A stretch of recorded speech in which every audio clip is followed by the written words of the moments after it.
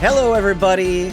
I've spent some time away, but we're back. It's Frame Trap. Damiani's here with a very respectable size of jasmine tea. I actually wish I had that because I drink that very same brand of jasmine tea, and it's delicious. Well, it's delicious. Might be overselling it. It's good. It gets the job done. Yeah, very.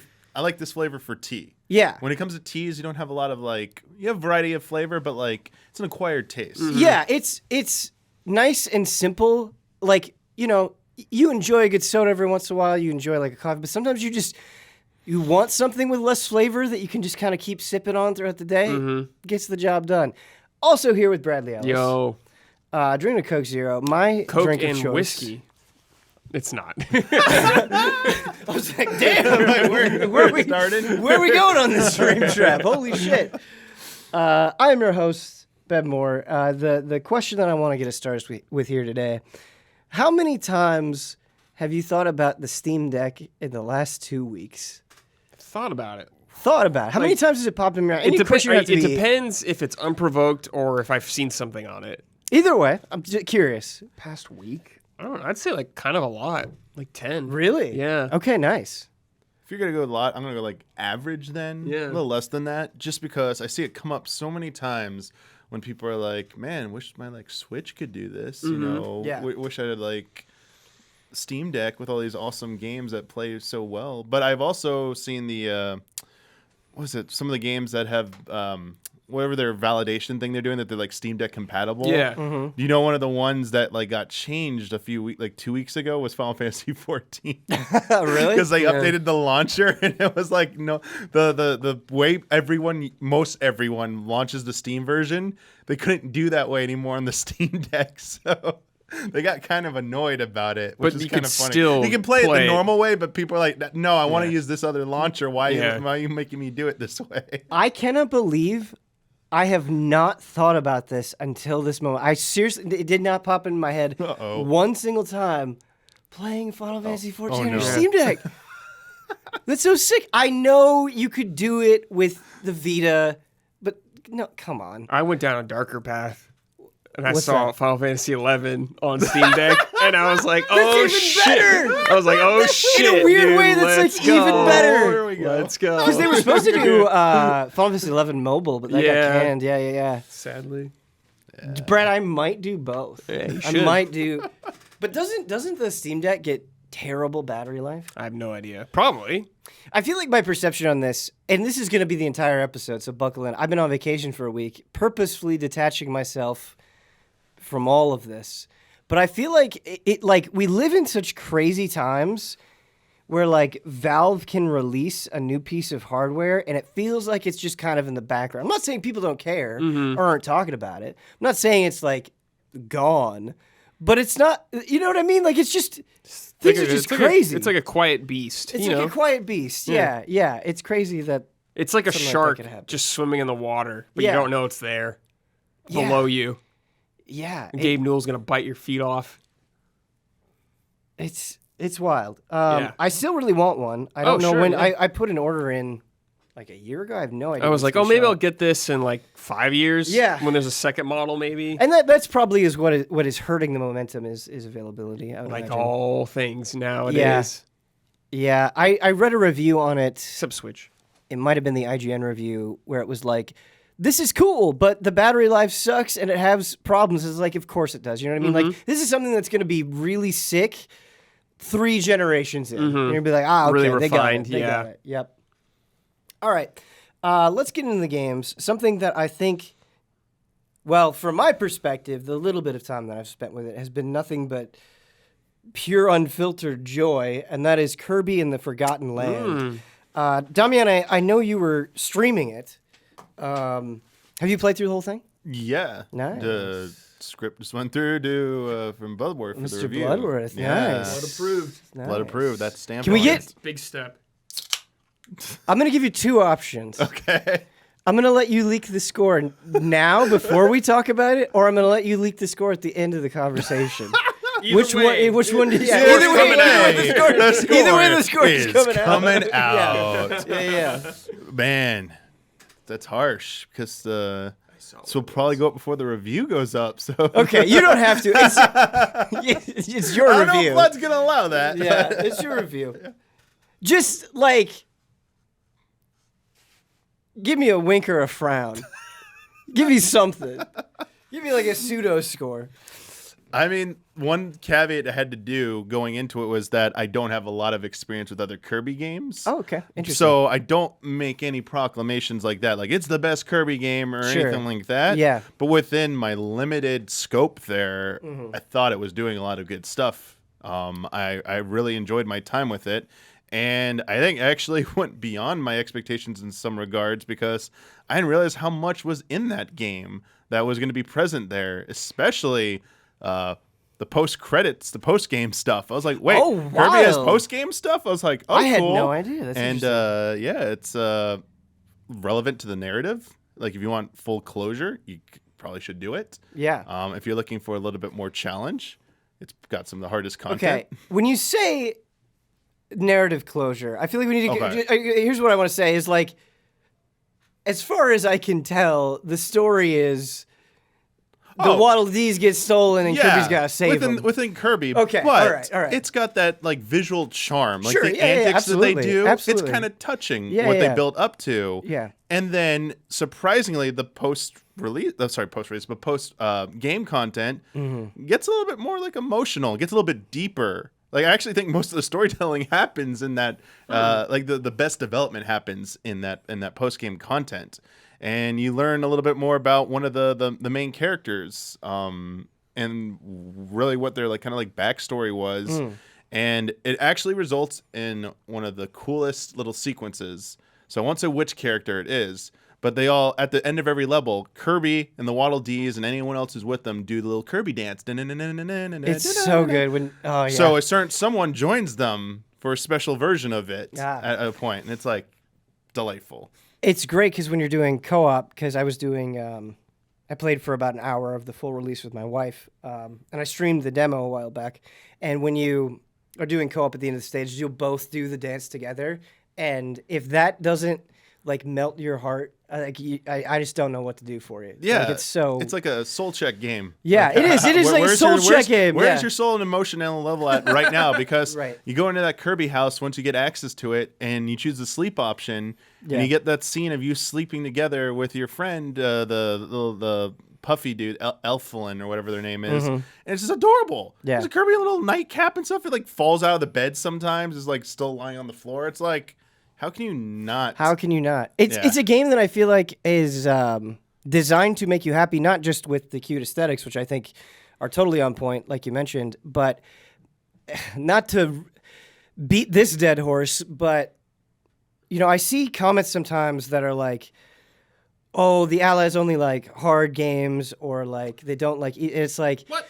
Kirby is like the perfect example to me of why that isn't true. Like I think this is this game, at least from what I've played, obviously that's the caveat. From what I've played, is so incredibly easy, but is designed in such a way that is not an issue. Easy doesn't mean boring. You can have excellent design and still never die.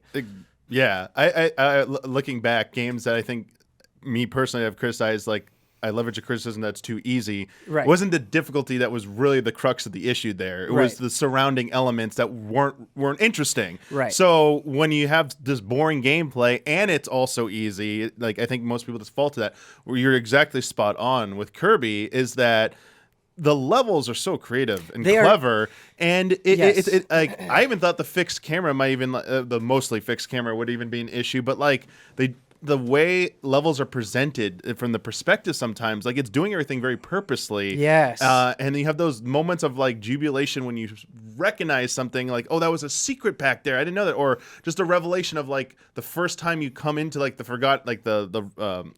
city at the beginning, like the overrun by nature, like they come through that forest. It's all kind of like misty, come out to the clear walkway. It's like, oh, look at this nice city. Yep. Every single time you activate mouthful mode, like Right. what new item you Oh. do, it's like they just dazzle, and it's like this is you can have same thing with like anything. Like when we criticize like linear gameplay and like it's something, it's like linear isn't the bad word. It's like what else is around it. Like it's not just the fault of one component. So here, it's definitely on the easier side for the majority of the game. Yeah. But like it never was a problem to me because I was having so much fun playing the game. And then all the extra stuff they throw in there, which I think is the real way they handle challenges, figuring out all the optional side objectives in each level on your own without looking up everything. It's a way to come back. Yeah, and I wanted to touch on the side objectives because at least so far, and again, you can speak to this much better than I can, but like the side objectives are nothing like too crazy. It's not like you engage in the side objectives, you're like, whoa, this is a completely different game.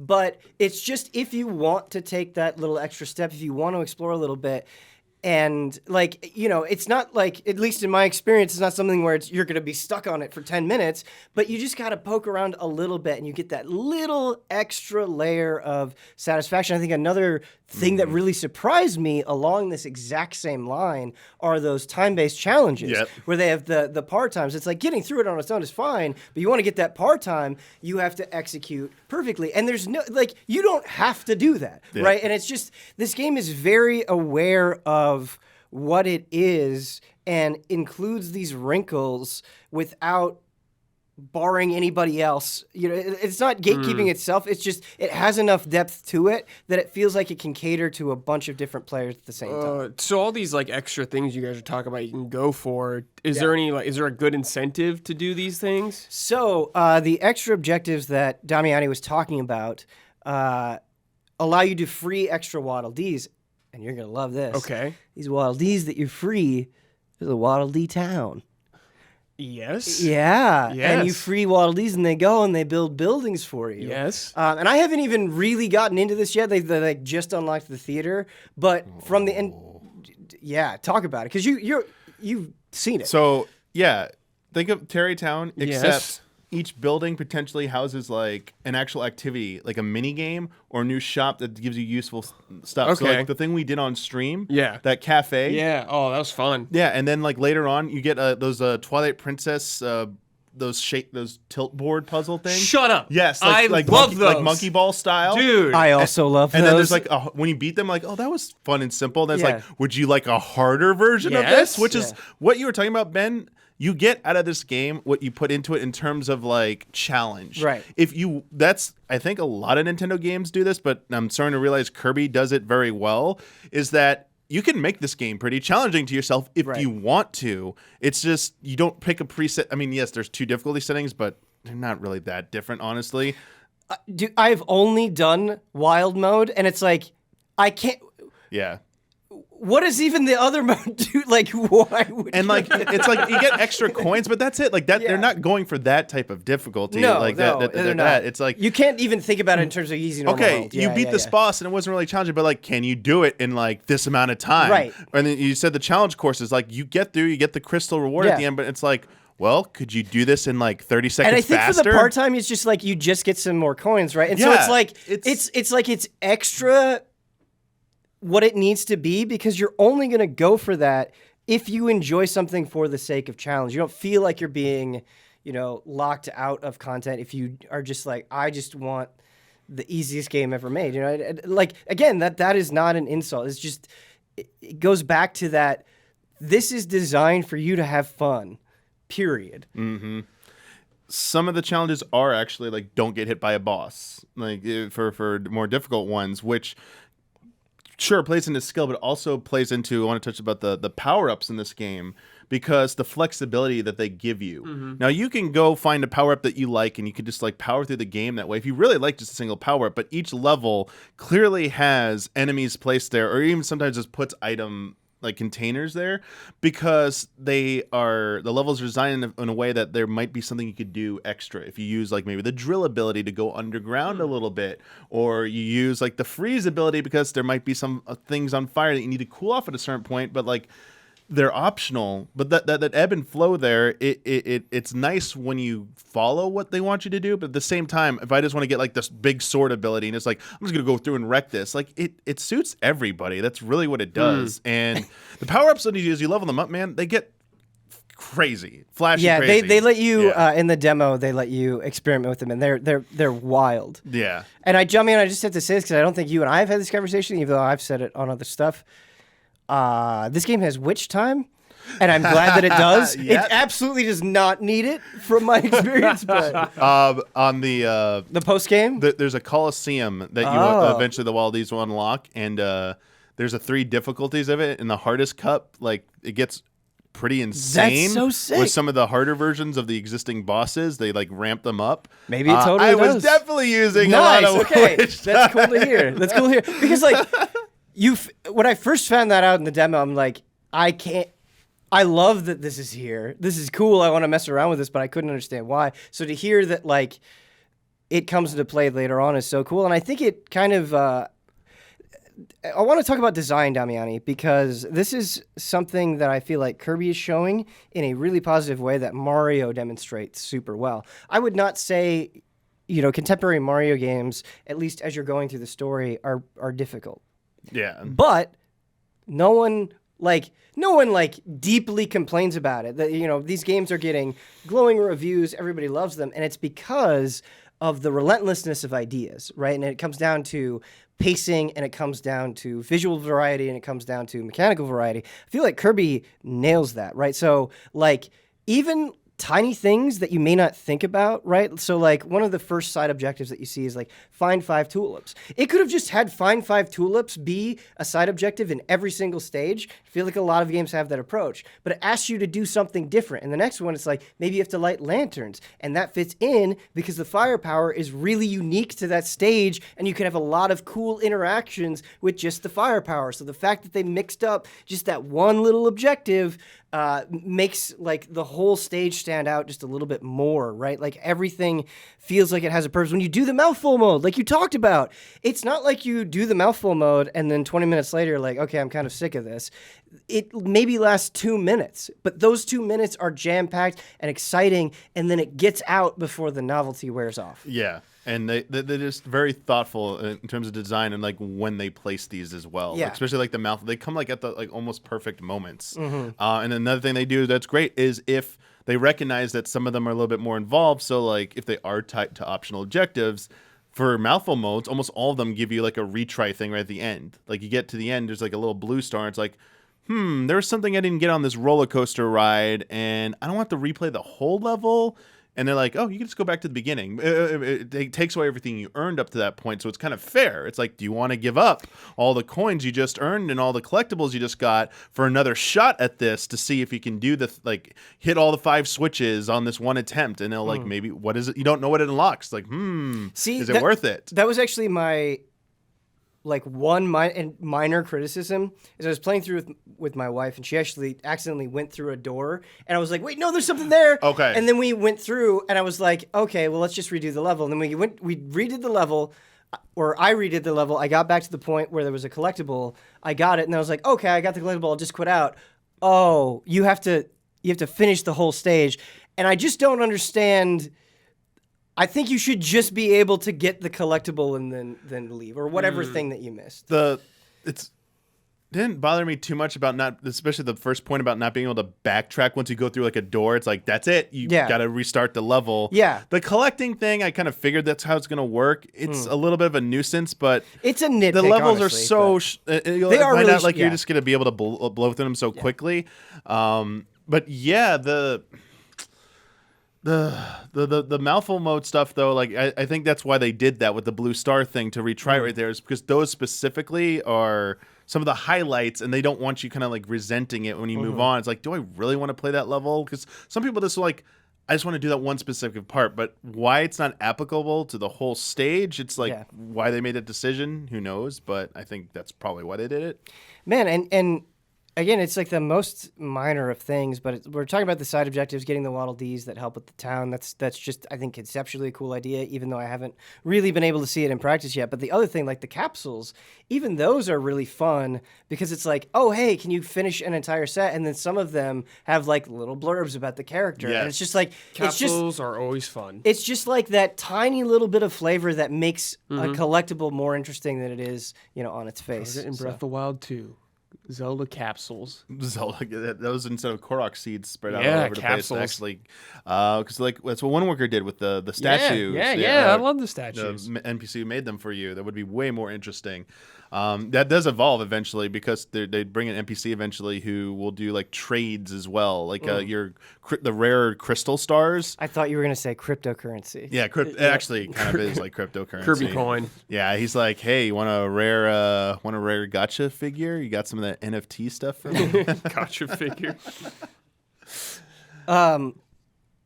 Man, like the first time I turned into stairs, it's like why is it stairs? But then they somehow make it the most magical thing where like just they let you jump, right? You can't do anything with this jump, but they let you do it. And you get maybe an inch off the ground and you're like, this has cured my depression. Yeah. Like, this is so hilarious. Yeah. Yeah. It's great. Just love the way everything evolves in that game. You've just the stairs you said, like a simple thing that's like you lean over, you try and make paths to go up. Later on, in a certain like challenge, not a challenge room, but a part of a level through one of those optional doors. Yeah. You got to use the firepower to light like a Mission Impossible type thing. Damiani. But then you got to get on the stairs. But you're like, oh, it's simple. I put the stairs. Oh, but the flame will go out if your stairs block. I was like, so you got to dance or like those moments. That was the moment where I was like, this is like objectively a great video game because you think about getting the stairs as a power, right? And if I was describing this to you and like, okay, you become stairs, what do you do with the stairs? And it's like, well, of course you like use it to get up above a place and stuff. Like, okay, sure, we expect that. But the fact that if you are the stairs and you're on the rope that you'll snuff out the flame, but the game doesn't tell you that, right? The fact that it doesn't come up with a tooltip, that you get to figure it out on your own. Again, it's something that's super simple. It takes you maybe 30 seconds to figure out, but you go through that moment and you feel like this is designed so well that I feel like I'm coming to this conclusion naturally without you being like overly forceful again with like a tooltip or something that would just like completely ruin the magic of this moment. Yeah. Absolutely agree. It's awesome. Dummy, my biggest question and something that I'm kind of worried about is I've been enjoying this so much and it's nice that my wife like wants to play it and is excited about it. That's really cool. I'm just worried that like once we put in that like full day of Kirby, we're just gonna be done. Like, do you feel like there's enough content in this game? Yeah, I mean, I thought so because again, as I said earlier, like once credits rolled, there was so much more left to do. Okay, when you say so much more left to do, is there any way you can give me like a sense of scale for that? Yeah, so I mean, there's each file has a percentage, and like when I finished, I was like at 60-something%. Okay. So I'm like, all right, there's a whole like. I mean, I hadn't done all. They're called treasure roads, those challenge levels. So I hadn't even done all of those. I'd skipped over a few. Some only unlock when you've upgraded a power up, and each power up has a minimum of 3 upgrades. Okay. Some have more than 3 upgrades. Nice. I think it's kind of costly, and so you got to start doing all those to unlock them. So you got to like feed into that system. Excuse me, and then like the post game content is basically another zone. Okay. With worlds, but those levels are much longer than a normal level without giving away too much. And there's a finale, and then you get the Coliseum stuff. You get 2 extra Coliseum battles, like leagues or whatever, and each have 12 battles in them. Nice. And there's a fishing mini game you can do as well. What else is there? I feel like the best games have fishing mini games. Like, Yeah, that's just, it's got fishing in it, so that's pretty good. And yeah, the only other thing we didn't touch upon, like it's just a subtle, simple thing, but this is a game about doing very simple things that add up to make it very good. Totally. The overall map, just being able to move around in it, like okay, wow, that's whatever. A lot of games in that, but like. Start searching around, like, oh, I got some coins. Okay. Oh, I unlocked a new hit in one of these like challenge levels. So you have to find a few of those as well. So like, it's not like, I would say it's like, I know that percentage that made it sound like there's a whole nother third of the game left. It's probably like the equivalent of having like another whole zone in the game of total content. Yeah. I feel like playing Kirby in the Forgotten Land was a good reminder to me to not be dismissive of games because I was really excited for Kirby. I knew I was going to play it, but I feel like it kind of like sat in the back of my mind were like, oh, it'll be cute, it'll be fun, I'll play it, and then I'll forget about it. Like it'll be good, you know. And it's just impressed me so much. And maybe I'm projecting here, but I feel like a lot of people maybe don't hold Kirby up to the same prestige as other Nintendo franchises. Yeah, and like that's coming from a real place, right? Like it's not unjustifiable, but I really think if you have the ability, like absolutely give this a chance. And Damiani, to end this conversation, you said that you really hadn't had that much experience with Kirby prior to Forgotten Land. After your experience with Forgotten Land, do you feel like you're more on board now? The next Kirby game, will you be there? If there's DLC for this, will you be there? Like, how on board the train are you? DLC is a hard yes. Like, it's a really easy yes for me. The caveat here is that this game spoke to me from the very moment I saw a trailer of it because it's 3D. Yeah. I've tried out many of the 2D Kirby games and just don't like. It's gonna be a nitpick. I don't like how Kirby handles in 2D. Okay. Like, and actually in this game, well, I love the power-ups and everything. Like the like kind of minimalize the actual platforming part of it. Like the floating is not too essential for a lot of the game. So I really like that a lot about it. So if the next game is more like this, or even goes beyond what this did, I'm in for that. A 2D game, like I'm very tepid about still. Sure. So it really depends on the structure of the game. Yeah, I think that's fair.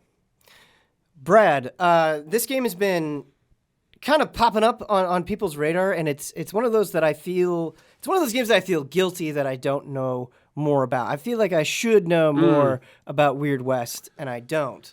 So enlighten me. Weird West is developed by some of the former Dishonored guys and Prey. So it's a immersive sim in the Wild West where there's definitely some weird things out there. You say Dishonored and Prey, and I immediately think like a bunch of open-endedness and like mechanical freedom in regards to how you choose to play. Yeah, there's like a lot how you choose to play. Not like an insane amount where I felt like I can have like a million options, but you could definitely like play the game in a way of like a no-kill run, as far as I'm aware. Like, you can beat the game without killing anyone. You can, you can be a total dickhead in these games and make bad choices there and have consequences later on, especially because what I like about this game is it has 5 protagonists that you play as. Okay. So you start with, like, the very first one you start with is, like, this woman bounty hunter.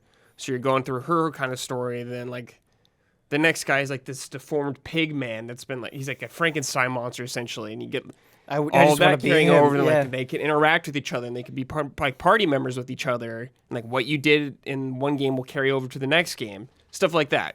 But it's not. Originally, when I thought I was going to play this game, I thought it was going to be like kind of turn-based almost. Like when you're in combat, it's not. It's all fully going the whole time, which is cool, but also kind of a problem at times. It's an isometric game, okay, with a lot of shooting, okay.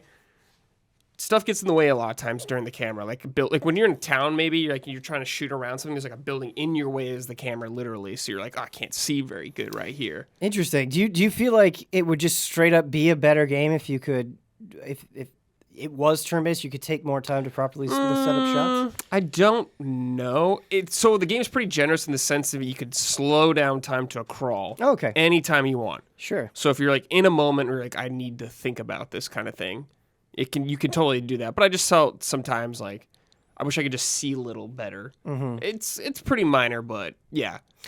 It's cool that you can slow down time, and keep in mind these questions are coming from a lack of knowledge, but I feel like with isometric games, you have to kind of be careful because when I think about real-time shooting, right, part of the appeal of something like a first-person shooter or even a third-person shooter is the closeness of the camera kind of allows you to feel the power of the weapons that you're using and really kind of get a like full-screen view of the carnage. I feel like with an isometric perspective, I would worry that the real-time combat would maybe lack a little bit of punch. You lose some of the punch from it.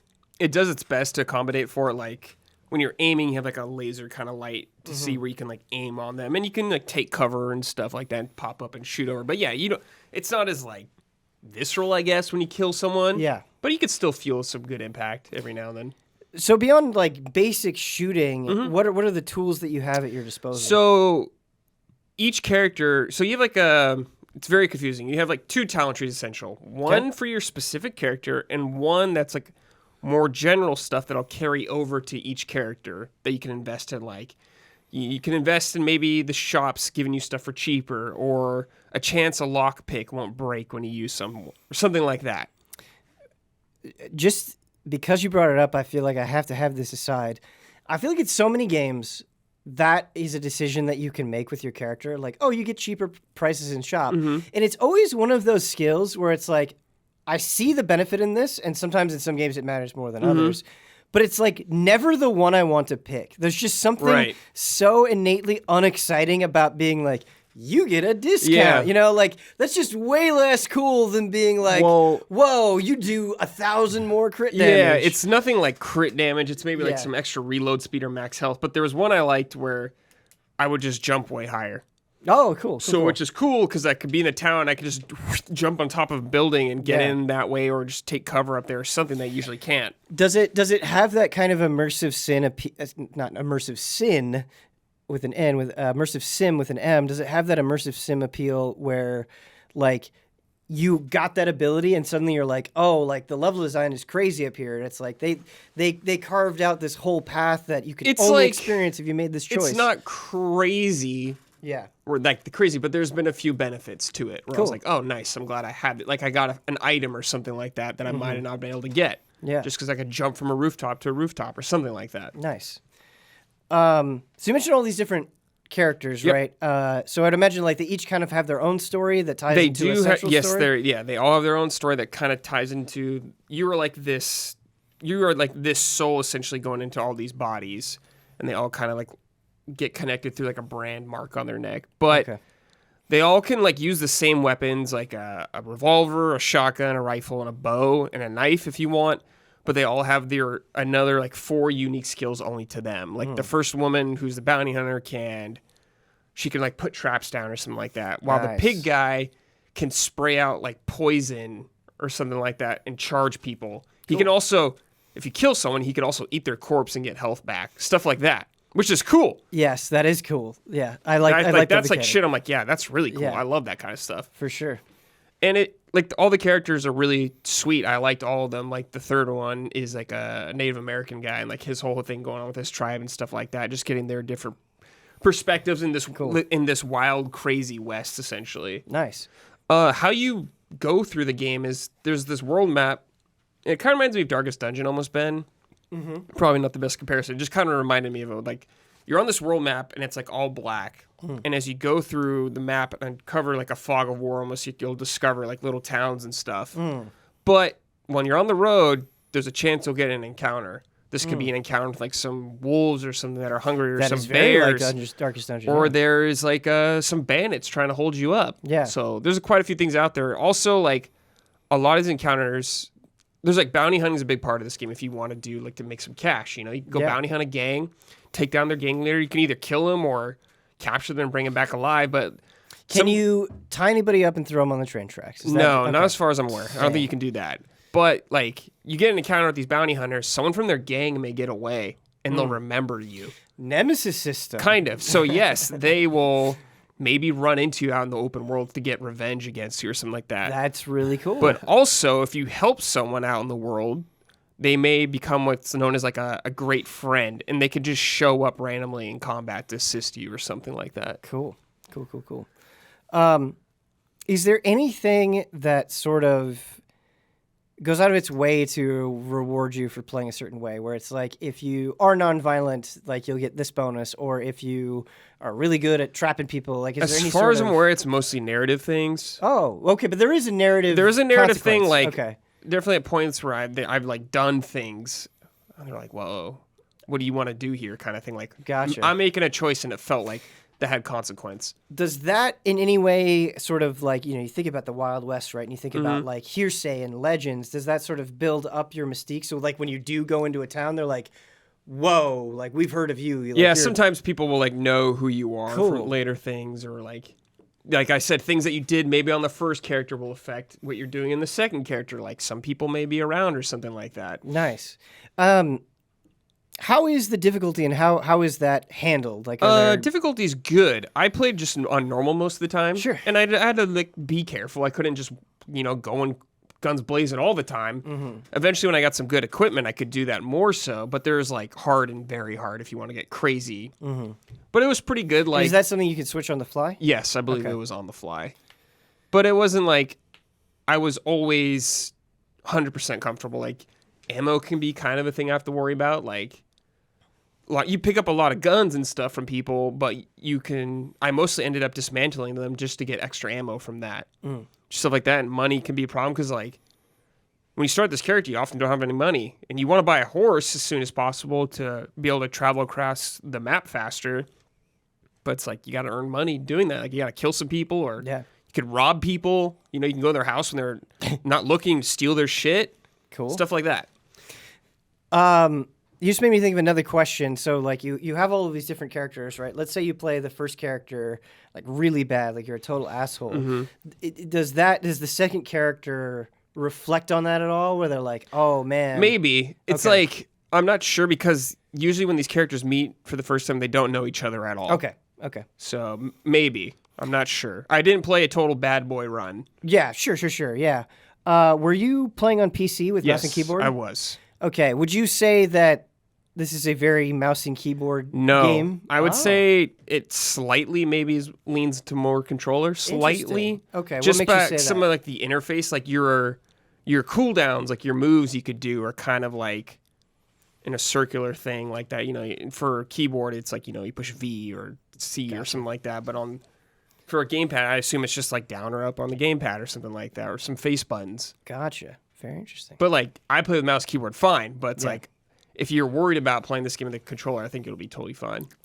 I feel like every year, there are always these smaller games that kind of crop up and they become, games that we get excited about, or at least some allies get excited about, right? I think of like your Death Story, your Inscriptions, or your Outer Wilds, something that like maybe doesn't get the most buzz, but the people that get into it get really passionate about it. Do you think Weird West is that caliber of game? Not quite yet. Okay. I think it has some technical hurdles. How far are you in it? I beat it. Okay. I beat it like yesterday or something like that. Sure. Just some like, I'm gonna throw this word out, overused, a little janky in some ways. Like, No, yeah. I would Sometimes have janky's the perfect word. companions with me, and I'd get in a fight, then my companion would just be standing randomly on a part of a roof, not doing anything, just like not interacting, or like NPCs getting caught in really weird things, or some guy flying off the screen after I killed him like in a goofy manner. Sure. Where I'm just like, he just needs a little more polish. Gotcha. But like no crashes or anything, which was nice, or anything, like no major frame Nothing dips. catastrophic. Just like some goofy stuff going on in the world. Just a little janky. Yeah. Just a little janky. So I'll see how it evolves more. I feel like this would have been more relevant were I here last week, but I actually have not had a chance to talk about it on Frame Trap yet, and that is Tiny Tina's Wonderlands. Oh, yeah. And this is one of those instances where I did the preview and then I did the review, which I don't feel like happens. I mean, it happens. It definitely happens with some regularity, but it doesn't happen like all the time. And I remember walking away from that preview and being like, I like this because the core of Borderlands is still good and fun and addicting, but at the same time, it really just feels like more Borderlands, and so I wasn't like overly impressed. I would say after finishing the game, I was impressed with like a strong asterisk, where it's like, I think this is a good game. It just needs to calm the fuck down. Like it just, and I'll get into that. And so let's focus on the positives first. Not that I don't think I think anyone of any experience could enjoy this game. I really think you're going to get way, way more out of this game if even just one time in your life you've sat down and played a tabletop role-playing game with people. Yeah. And I really do think that is like kind of the spirit of this game.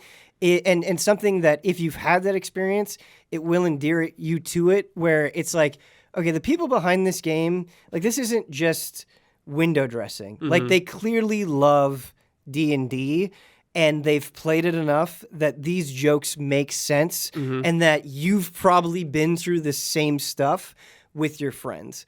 And it goes beyond just the jokes. Something that I loved is there's this overworld, right? And it's like if you really went all crazy in tabletop D&D and you had like a map for map players. where you put in trees and you did stuff like that. Yeah. And you had a little figure, because your little figure is your character that just has like a giant head and like a tiny little body, but you're running around and like the river is a soda can that's spilled over, or like there's popcorn, or there's somebody like dropped a Cheeto. That kind of stuff just adds some flavor and some personality to it without being like you don't spend like tons and tons of time in the overworld, but it's neat that you'll run into these shrines and it's like, hey, do you want to move faster in the overworld? Go collect these pieces, go do these dungeons, do all this stuff. So all of that is very neat. And I was also just visually pretty damn impressed. The cel-shaded style with the bright colors is just, it's still very strong, it's still very distinct, but some of the levels that they send you to are just wonderfully creative. So there's this one where this giant beanstalk goes and completely uproots a town, right? And so now what used to be like a grounded, simple town is like a floating city in the sky that's on beanstalks, and you'll be sliding down, Cool. giant beanstalks and stuff like that. What I will say is a disappointment is the enemy variety is not great. I feel like in the very last level, I was fighting things that I was fighting in like the tutorial, and it's like, I mean, thematically that can make sense, but it's like, man, I fought a lot of skeletons in this game. I fought a lot of basically Naga from World of Warcraft. I fought a lot of shark things. I fought a lot of dragons, and it's like none of these things are bad on their own. I just felt like I was seeing too much of the same thing over and over again. Yeah. But the absolute best part, and really the thing that I would say, this is why I like this game, is how much freedom and ownership I felt over my character. And this manifested itself in a bunch of ways. You unlock so much stupid cosmetic bullshit for your character. It's kind of like, it's constant. I feel like you're almost getting as much cosmetic stuff as you are guns. And you're not. You're getting more guns. But like the point that I'm trying to make is you're getting a lot of cosmetic stuff, and you can go into town and you can be like, I want you to have gold skin and this like hot pink armor, and I want to mix all the colors around, and I have a statue of me that's placed throughout town. I want to customize that. I want it to be a different stand. I want it to be a different material. I have a banner, and I can make that banner all these different things. Like it's just crazy the amount of stuff that you get. And so just on a pure visual level, I feel like you get a lot of ownership over your character, and that's cool. But what really matters is how your character feels to play.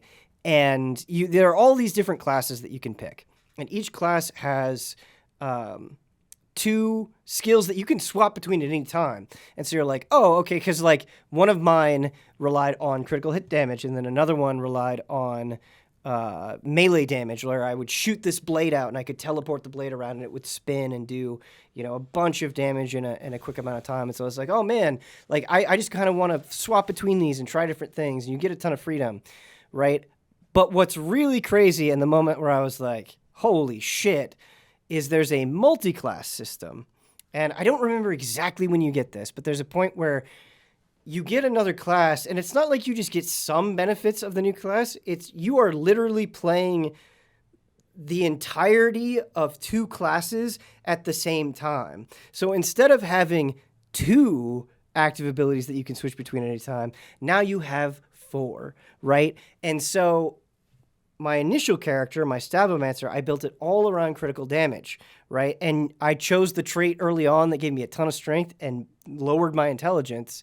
But then I picked I forget what it's called, but it's with magic. I picked the magic user, and it was like, okay, I'm going to choose the active skill that allows me to cast 2 spells at once. And so suddenly I'm way more concerned about spells than I ever was before. And I have 2 entire like passive skill trees, and it's like I had to just worry about one on its own, but now it's like, how do the passive skills here work with the passive skills of my first class? And it's honestly, I'm sure there are some people out there that do not work this way, that are just like, I just want to auto-equip stuff, just make it strongest, I don't want to think about it too much.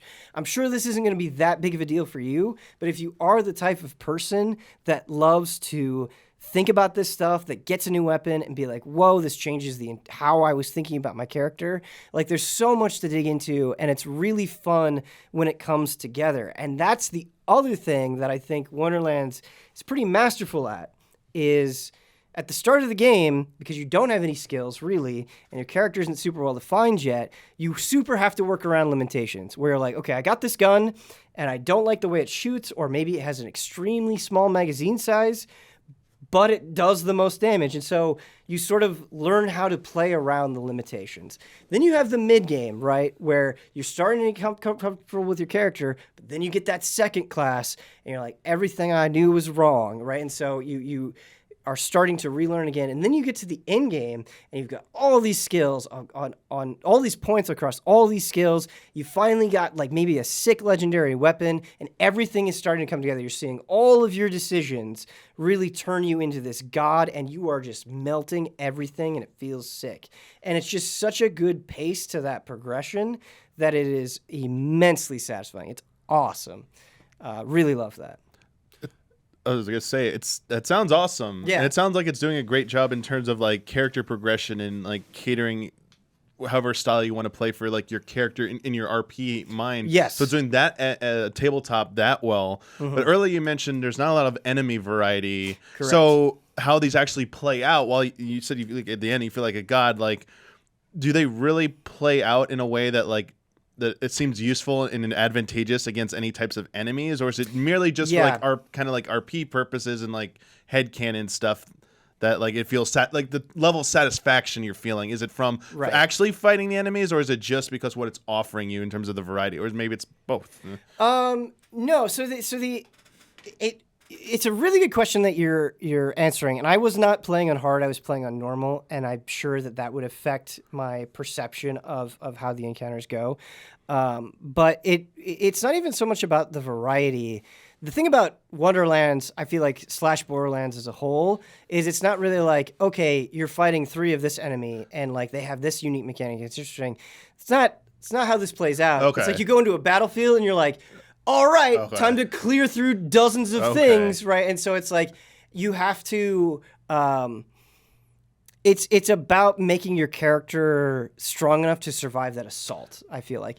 But to add on to your point, there were, I feel like a couple, but especially one in particular, was a boss fight where I'm like, oh, this is mechanically interesting. Like I died multiple times as I was learning the fight, right? So like think about like a Final Fantasy 14 fight where the boss fight is fun because you kind of learn it in chunks and you get down individual mechanics. There's a boss fight like that I did in Wonderlands that had that exact same feeling. And I was like, the game, this is so cool. And I feel like the game is trying to do this here and there, but it needed way more of that. A lot of like the special enemies that I would encounter were just like, oh, they have more health. Like, and it's maybe not that simple, but they really just felt like kind of beefed up regular enemies, which was disappointing. Okay, that makes more sense. Yeah. Do you think, because earlier at the beginning you alluded to like a giant asterisk, do you think like the elements for this game, like the core that's there for like from Tiny Tina's perspective, what they're doing different? Yeah. Do you think it's held back by like the Borderlands kind of like shell like around it, or do you think? I don't know. Like, did you see any like limitations because it's still within the context of like Borderlands, or it works for and against it. Okay. So here's how I would say it works for is, and I don't want to ruin anything, but there are like Borderlands characters that you'll meet in this fantasy setting, and it's like, oh, like that. You know, you got to kind of turn this character on their head a little bit, or it's just fun seeing them interact in a fantasy world. And so having that opportunity to kind of be playful with those characters, more so than they already are in Borderlands, I guess, is neat. But then on a fundamental level, and I felt this during the preview, and I never really got over it, is it's just like you have this tabletop setting, you have these fantasy creatures, you have this fantasy land, and it's still just Borderlands guns. Like, you might try to make them a little bit different, but they feel like fundamentally exactly like they do in Borderlands. Like sure, maybe in the most technical sense you could list out some differences, but these are just Borderlands guns. And granted, you know, you can do builds that focus on melee attacks, but I don't know. I think like the spells are neat. There are spells where it's like you can create like this giant crater that just shoots out, or you can have a comet come down, and those things are cool. And I feel like play on the fantasy elements, but I think this is just more Borderlands. Really comes from the guns and how similar they feel to everything else. The thing I'm most curious about is the writing. This is a Borderlands game, Right? not my favorite, but can be fun in small doses. Yeah. But my experience, it goes in way too hard too often for my taste. What you said at the end there is absolutely correct. So I would actually, some of the jokes are legitimately funny. Right. Like there are jokes that they do, and I'm like, you appreciate it in different ways. Where like, oh, that's just really clever, or that came unexpectedly. And like it's constantly trying, right? Like there are some things that really landed for me, and I could take a step back and be like, that I appreciated that. It's not the quality of the writing that is bad, because even characters in the preview, because the whole setup for Tiny Tina's Wonderlands is Tiny Tina is the DM, and she's playing with two characters, right? And at first, because they're voiced by Wanda Sykes. And why am I blanking on the other guy's name? It's like Andy Samberg? Andy Samberg? Yeah. Okay, Andy Samberg.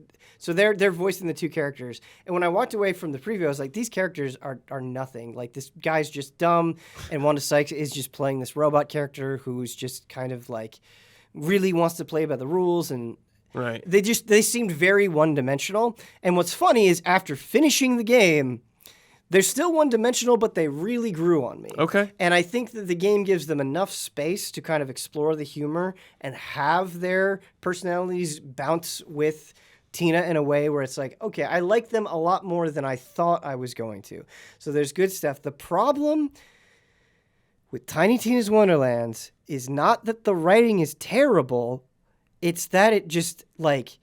Relentless? It is relentless. Like, Yeah. I cannot, until you go through it, you cannot understand how relentless it is. Just, like, and you're just like, please stop. Like, you don't need to, like...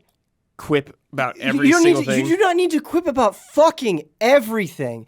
Like, they just never stop anywhere that they could fit in a joke. They do, and it's like, you guys should have taken out some of these jokes just to let like, it's so bad, and they're joking so much that you will constantly, I feel like, interrupt jokes with another joke just because, like, maybe you moved too fast or you did another action, and you're just like, for the love of God, just, like, slow down. Like, I think everybody would have more fun if you just chilled out for a second. And it's made even worse by the fact, and this is, like, one of the most annoying things in the game, is your player character, right, because you have so much control over the customization, they don't really have a personality. So the way that they fix that is they have them say the same, like, very small handful of lines over and over again, and after like 25 hours, you're like, you never need to say that again. It wasn't funny the first time. You don't need to say it constantly. Like, please just stop. Yeah. Okay. Yeah. That's what I always fear with their games, and it seems like it continues. Yeah, and it's a shame because... There's like you said there's like good stuff in there. And it's not just jokes, right? Like, I think we're focusing particularly on the humor because the humor is so prevalent. But I think it just is suffocating itself to the point where I think it's going to mask the other areas where it's really accelerating in, right? So side quests. There are a ton of side quests. And the side quests are actually like pretty long. But what I would say, and something that I like about Wonderland, is the side quest, in terms of like concept and like execution, are just as strong as anything in the main narrative. And like some of these scenarios, you're like, this is really clever. Like, this is a really fully formed scenario that you thought out with interesting characters that have their own bit going on. And that's super funny. I think all of that stuff would stand out way more if you just kind of waited until the player got there and then you went in on whatever the joke for that side quest is, right? But it's like, on your way there, they just never shut up. And so it all, like, even if you're like, on some level, you're like, this is good, it all kind of like bleeds out, right? Like, it's just like, it's stabbing itself with its own goodness in a weird way. Yeah, and so it's really a shame because like just with a few tweaks, I think it could have been so much better. And humor, of course, is a very subjective thing, and so I'm sure there are going to be people that feel differently about it. But it's not. It's the thing that I want to emphasize.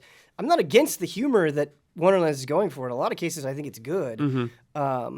It's just getting in its own just way. relentless. Yeah, and, it's just relentless. Yeah. Okay. I said in the review that like this game, if this game was another thing, it would be a like all sugar Monster energy drink is what it would be. Like that's what it feels like.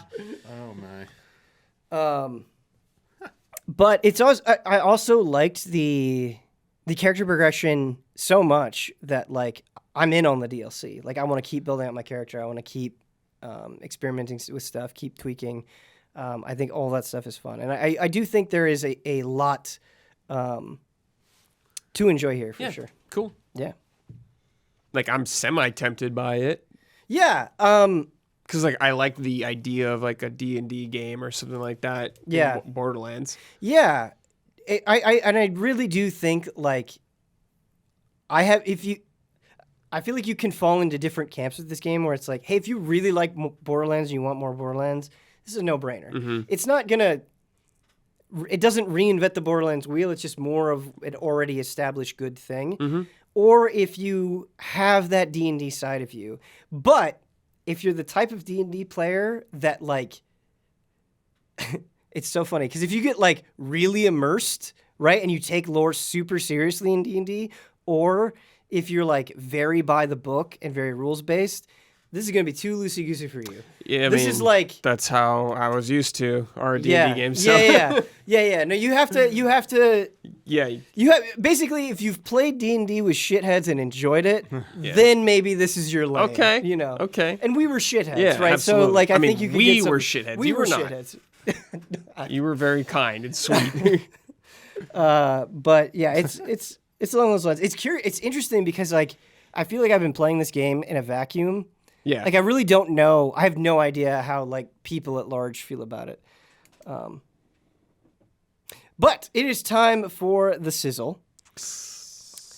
We got kind of a goofy one. Okay. All right, so this is a hypothetical. If you could have anything happen, and we're gonna see this movie, the Allies are gonna see this movie together on Sunday, this coming Sunday. If you could have anything happen with no limitations, if you have anything happen in the Sonic 2 movie, what would it be? Oh, this is a scary question. It is a scary question. That's why I wanted to ask. Oh, man.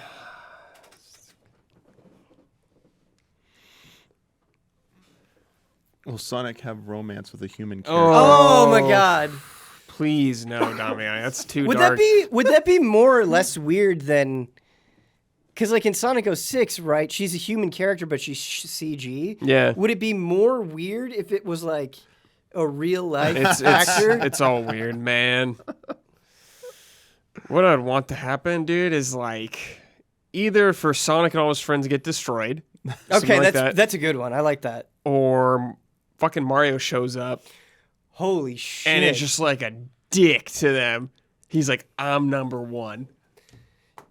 You know what you just made me realize is like, I remember when the first Mario and Sonic Olympics game came out. Yeah. And like how hype people were. They're like, oh my God. It's finally They said it happened. would never happen, but here they are. They're together and competing in this game. But now in retrospect, it's like, Yeah. it was like we wasted this on a fucking Olympics game. You know what I Yeah. mean? Like, I guess you did get it with Yeah. Brawl. You got Yeah, some Smash, but at least. like, But yeah. but that's everybody versus everybody. Like, Yeah. I want Yeah. a non-Olympics like Mario and Sonic platform. Yeah. Yeah. That's the dream. I just don't. You don't? No. Wow. Okay. I don't. Dude, Sonic does not nearly have as much cachet to me as Mario. Like, not even Interesting. close. I grew up with Sonic, and so like So did I, he though. does- Like, I had the Genesis, sure. but it's like, man, it was Yeah. never close for me. I don't think I that's love a some of crazy those Sonic games. opinion. Yeah, But, you know, like, it could be probably done cool.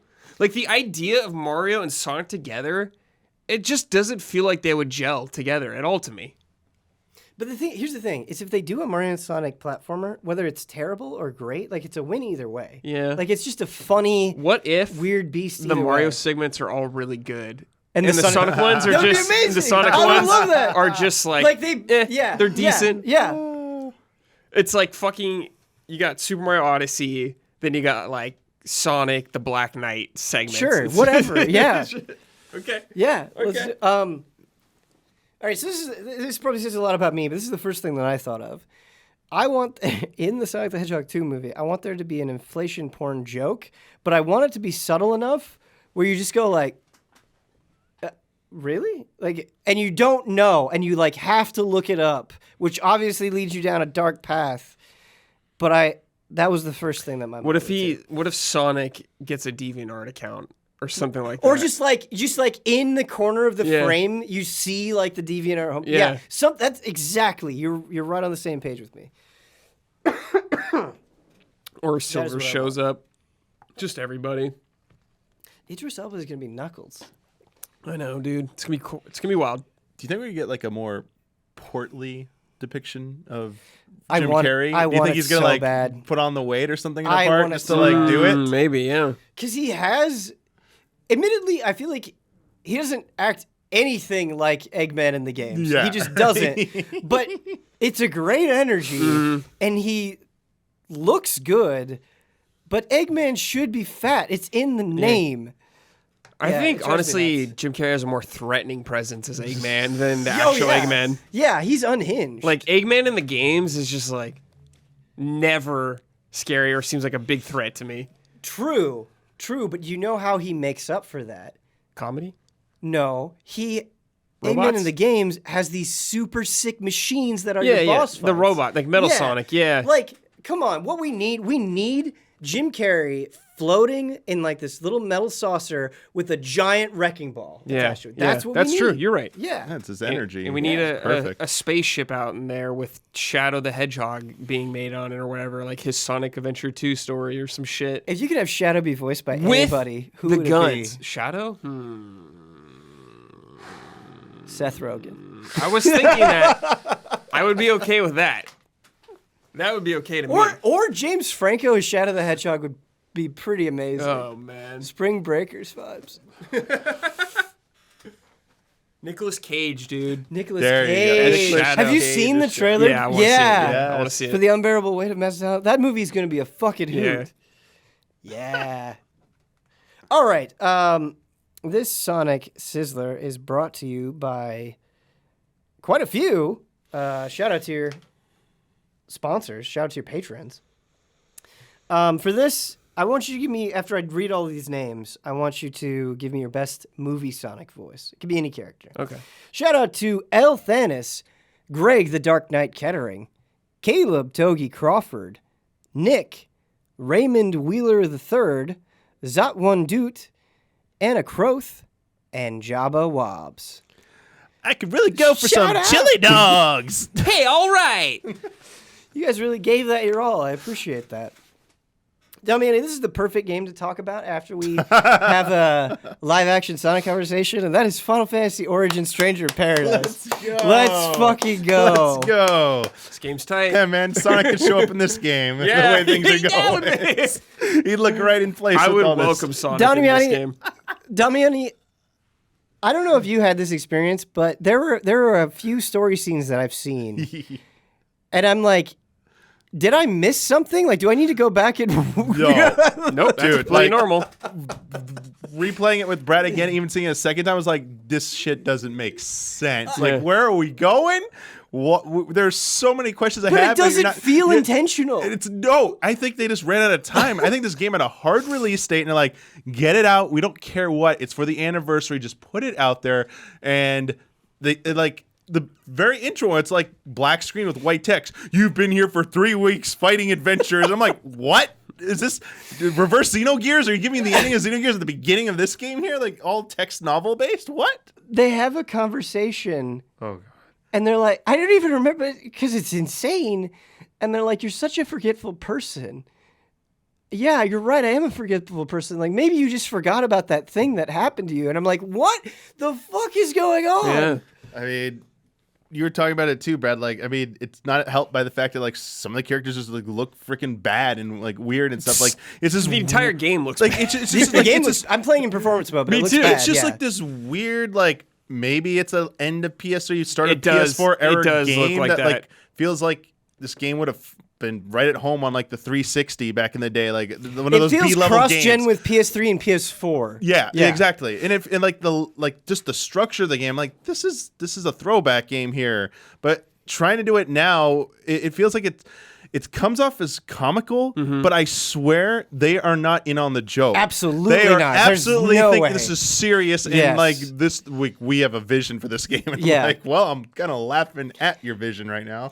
I saw something, I think it was an IGN review where they're like, it all comes together in the end, and it's like, boy, I got to see that We gotta ending. see that ending. Yeah, that ending must be something special. Yeah. Yo, but for real, Yeah. Jack is one of the sickest characters in a long time. I'm not even kidding. I love Jack. He's a, Cutscene skipper. Doesn't give a Yeah, exactly. fuck He is. about He's the anything. he is a, He's he's the a player living, character. He yeah. punches like everyone in the face. Like I love Jack. I can't think of a character in recent memory, except for maybe the Doomslayer, which is the joke of the Doomslayer. He's so singularly focused on one thing. It's amazing. Yeah. Like the bride talking to him or the princess at the beginning of the Princess game. Sarah, And he's yeah. just like, chaos. Yeah. Get me the fuck out It's of like here. he communicates so much through like grunts and moans. I know, it's like so good. so much. He and then has the there's- same attitude as like a freshman goth. and then the zoom-ins, like there must have been like 20 zoom-ins on his face with a Yeah. dramatic pose. It's like, is this Zoolander? Like what? I was like, come on. This happened multiple times, so it's quite long. I think I spent like 4 hours with it, but like the demo that they did right before release, it gives you like the first chunk of the game, and I played through that. And it's nice because you can carry your progress over, and I desperately want to get back to it because I'm having a blast with this game, and we'll get to it. But you can only bring in, besides Jack, 2 other characters with you, okay? Right? Normally how a game would handle this is when you get in, whatever like sort of incidental dialogue that they have would just be with the characters that you have with you.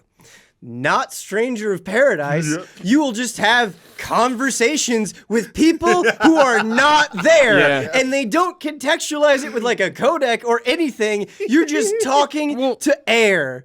It's really weird that it's 3 because you're supposed to be the 4 warriors of Yeah, light. it's supposed to be And a I'm like, four-person party. I'm like, why is it not 4? It's because the game had to come out by a certain date, and they couldn't. They needed to trim a character. Like we can't do 4-player right now. Do 3-player. It's like, Keep talking. I'm going to go grab a Coke Zero. but my God, This game's it is a fun, stupid game to play. yeah, though. it's so good. It's so stupid. Which is funny because I think I've played more of this game multiplayer with other people than I played solo. And I really think these types of games are colored by that type of the way you play it, like how you perceive it. Because I think while I might be laughing at the story a lot and appreciating some of the gameplay, like it's almost like brain dead having fun when we're playing through on the Multiplayer? hardest difficulty Yeah. on multiplayer. Yeah. Because it's just stupid fun. Yeah. And seeing the jobs, like every time we're unlocking a new job, like, okay, sick, like let's try, like when let's you try this. got Dragoon finally to do Yeah. jump and stuff. Dude. And I finally got Samurai unlocked and was able to like, okay, now I can do stances and stuff and do charged attacks, like gap close across. I'm like, once it evolves, it like in that moment when I realized like the combo system is not like a fighting. I thought it was gonna like it was character action ridiculous, but it's not. Everything you do just builds up to you just get like whatever amount of R1s you hit. Mostly, the yeah. R2 will change. Like when that moment clicked, I'm sorry, like the game I felt like didn't explain it very well to me. But I was just looking at the freaking HUD. I'm like, oh, the R2 changes based on I get it now. So it's just situational based on that. It's not directional inputs. It's not like RR1, R2, RR1, R2, RR1 like combo strings like that. It's just basic R1, R2. R1, R1, R2. And it's like 4 of those, and then there's 4 of those while holding any direction. I'm like, this is fun. Like, once that clicked, I was like, this isn't that difficult. And, man, there's so many jobs I want to try out in that. And I love how you could just, like, toggle between 2 jobs instantaneously. And it's actually part of your combo strategy. Like, at the end of, like, an R2, you can hit the triangle button and switch over from, like, oh, I'm back on my, like, on Dragoon now, so I can follow this up with the jump. It's like, dude, there actually is a lot of fun to be had with this battle system. The first demo did not prepare me for the job system because, like, job system, you're like, oh, cool, I'm going to get to try out a couple of different things and I'll find a few that I like. This game is like, no, we are going to throw so many goddamn jobs at you, not throughout the course of the game, immediately. The tutorial level. We are going to drown you in jobs, and you just have access to all of them. And then those jobs lead into other jobs. It's like, it's insane. And it's sick. Yeah, like, it's just sick. Like I haven't even been able to mess around with all the jobs yet, but when I switch, I'm like, yeah, this is cool. This is cool. Like, they're just fun and distinctive, and it's, you said it the best way, Damiani, is this game is just kind of a blast. Like, it's just really fun to play. It's Your just characters feel good. Hot mess, but it's a lot of fun to Yes. Yeah. Yeah. play. We were like 7 of the year. Yeah, this is our 7 of the I year. feel like Honestly. we're gonna have to find a way just to get out a review of it, even if it's like the trashiest review, just to like qualify it for best 7 for our Game of the Year awards next year, because this absolutely I feel like needs to be in that conversation. I feel like so far, though, every negative thing that it has is not a real negative. Because when I think about things, like, when you think about a negative, it's like, oh, this detracts from my experience.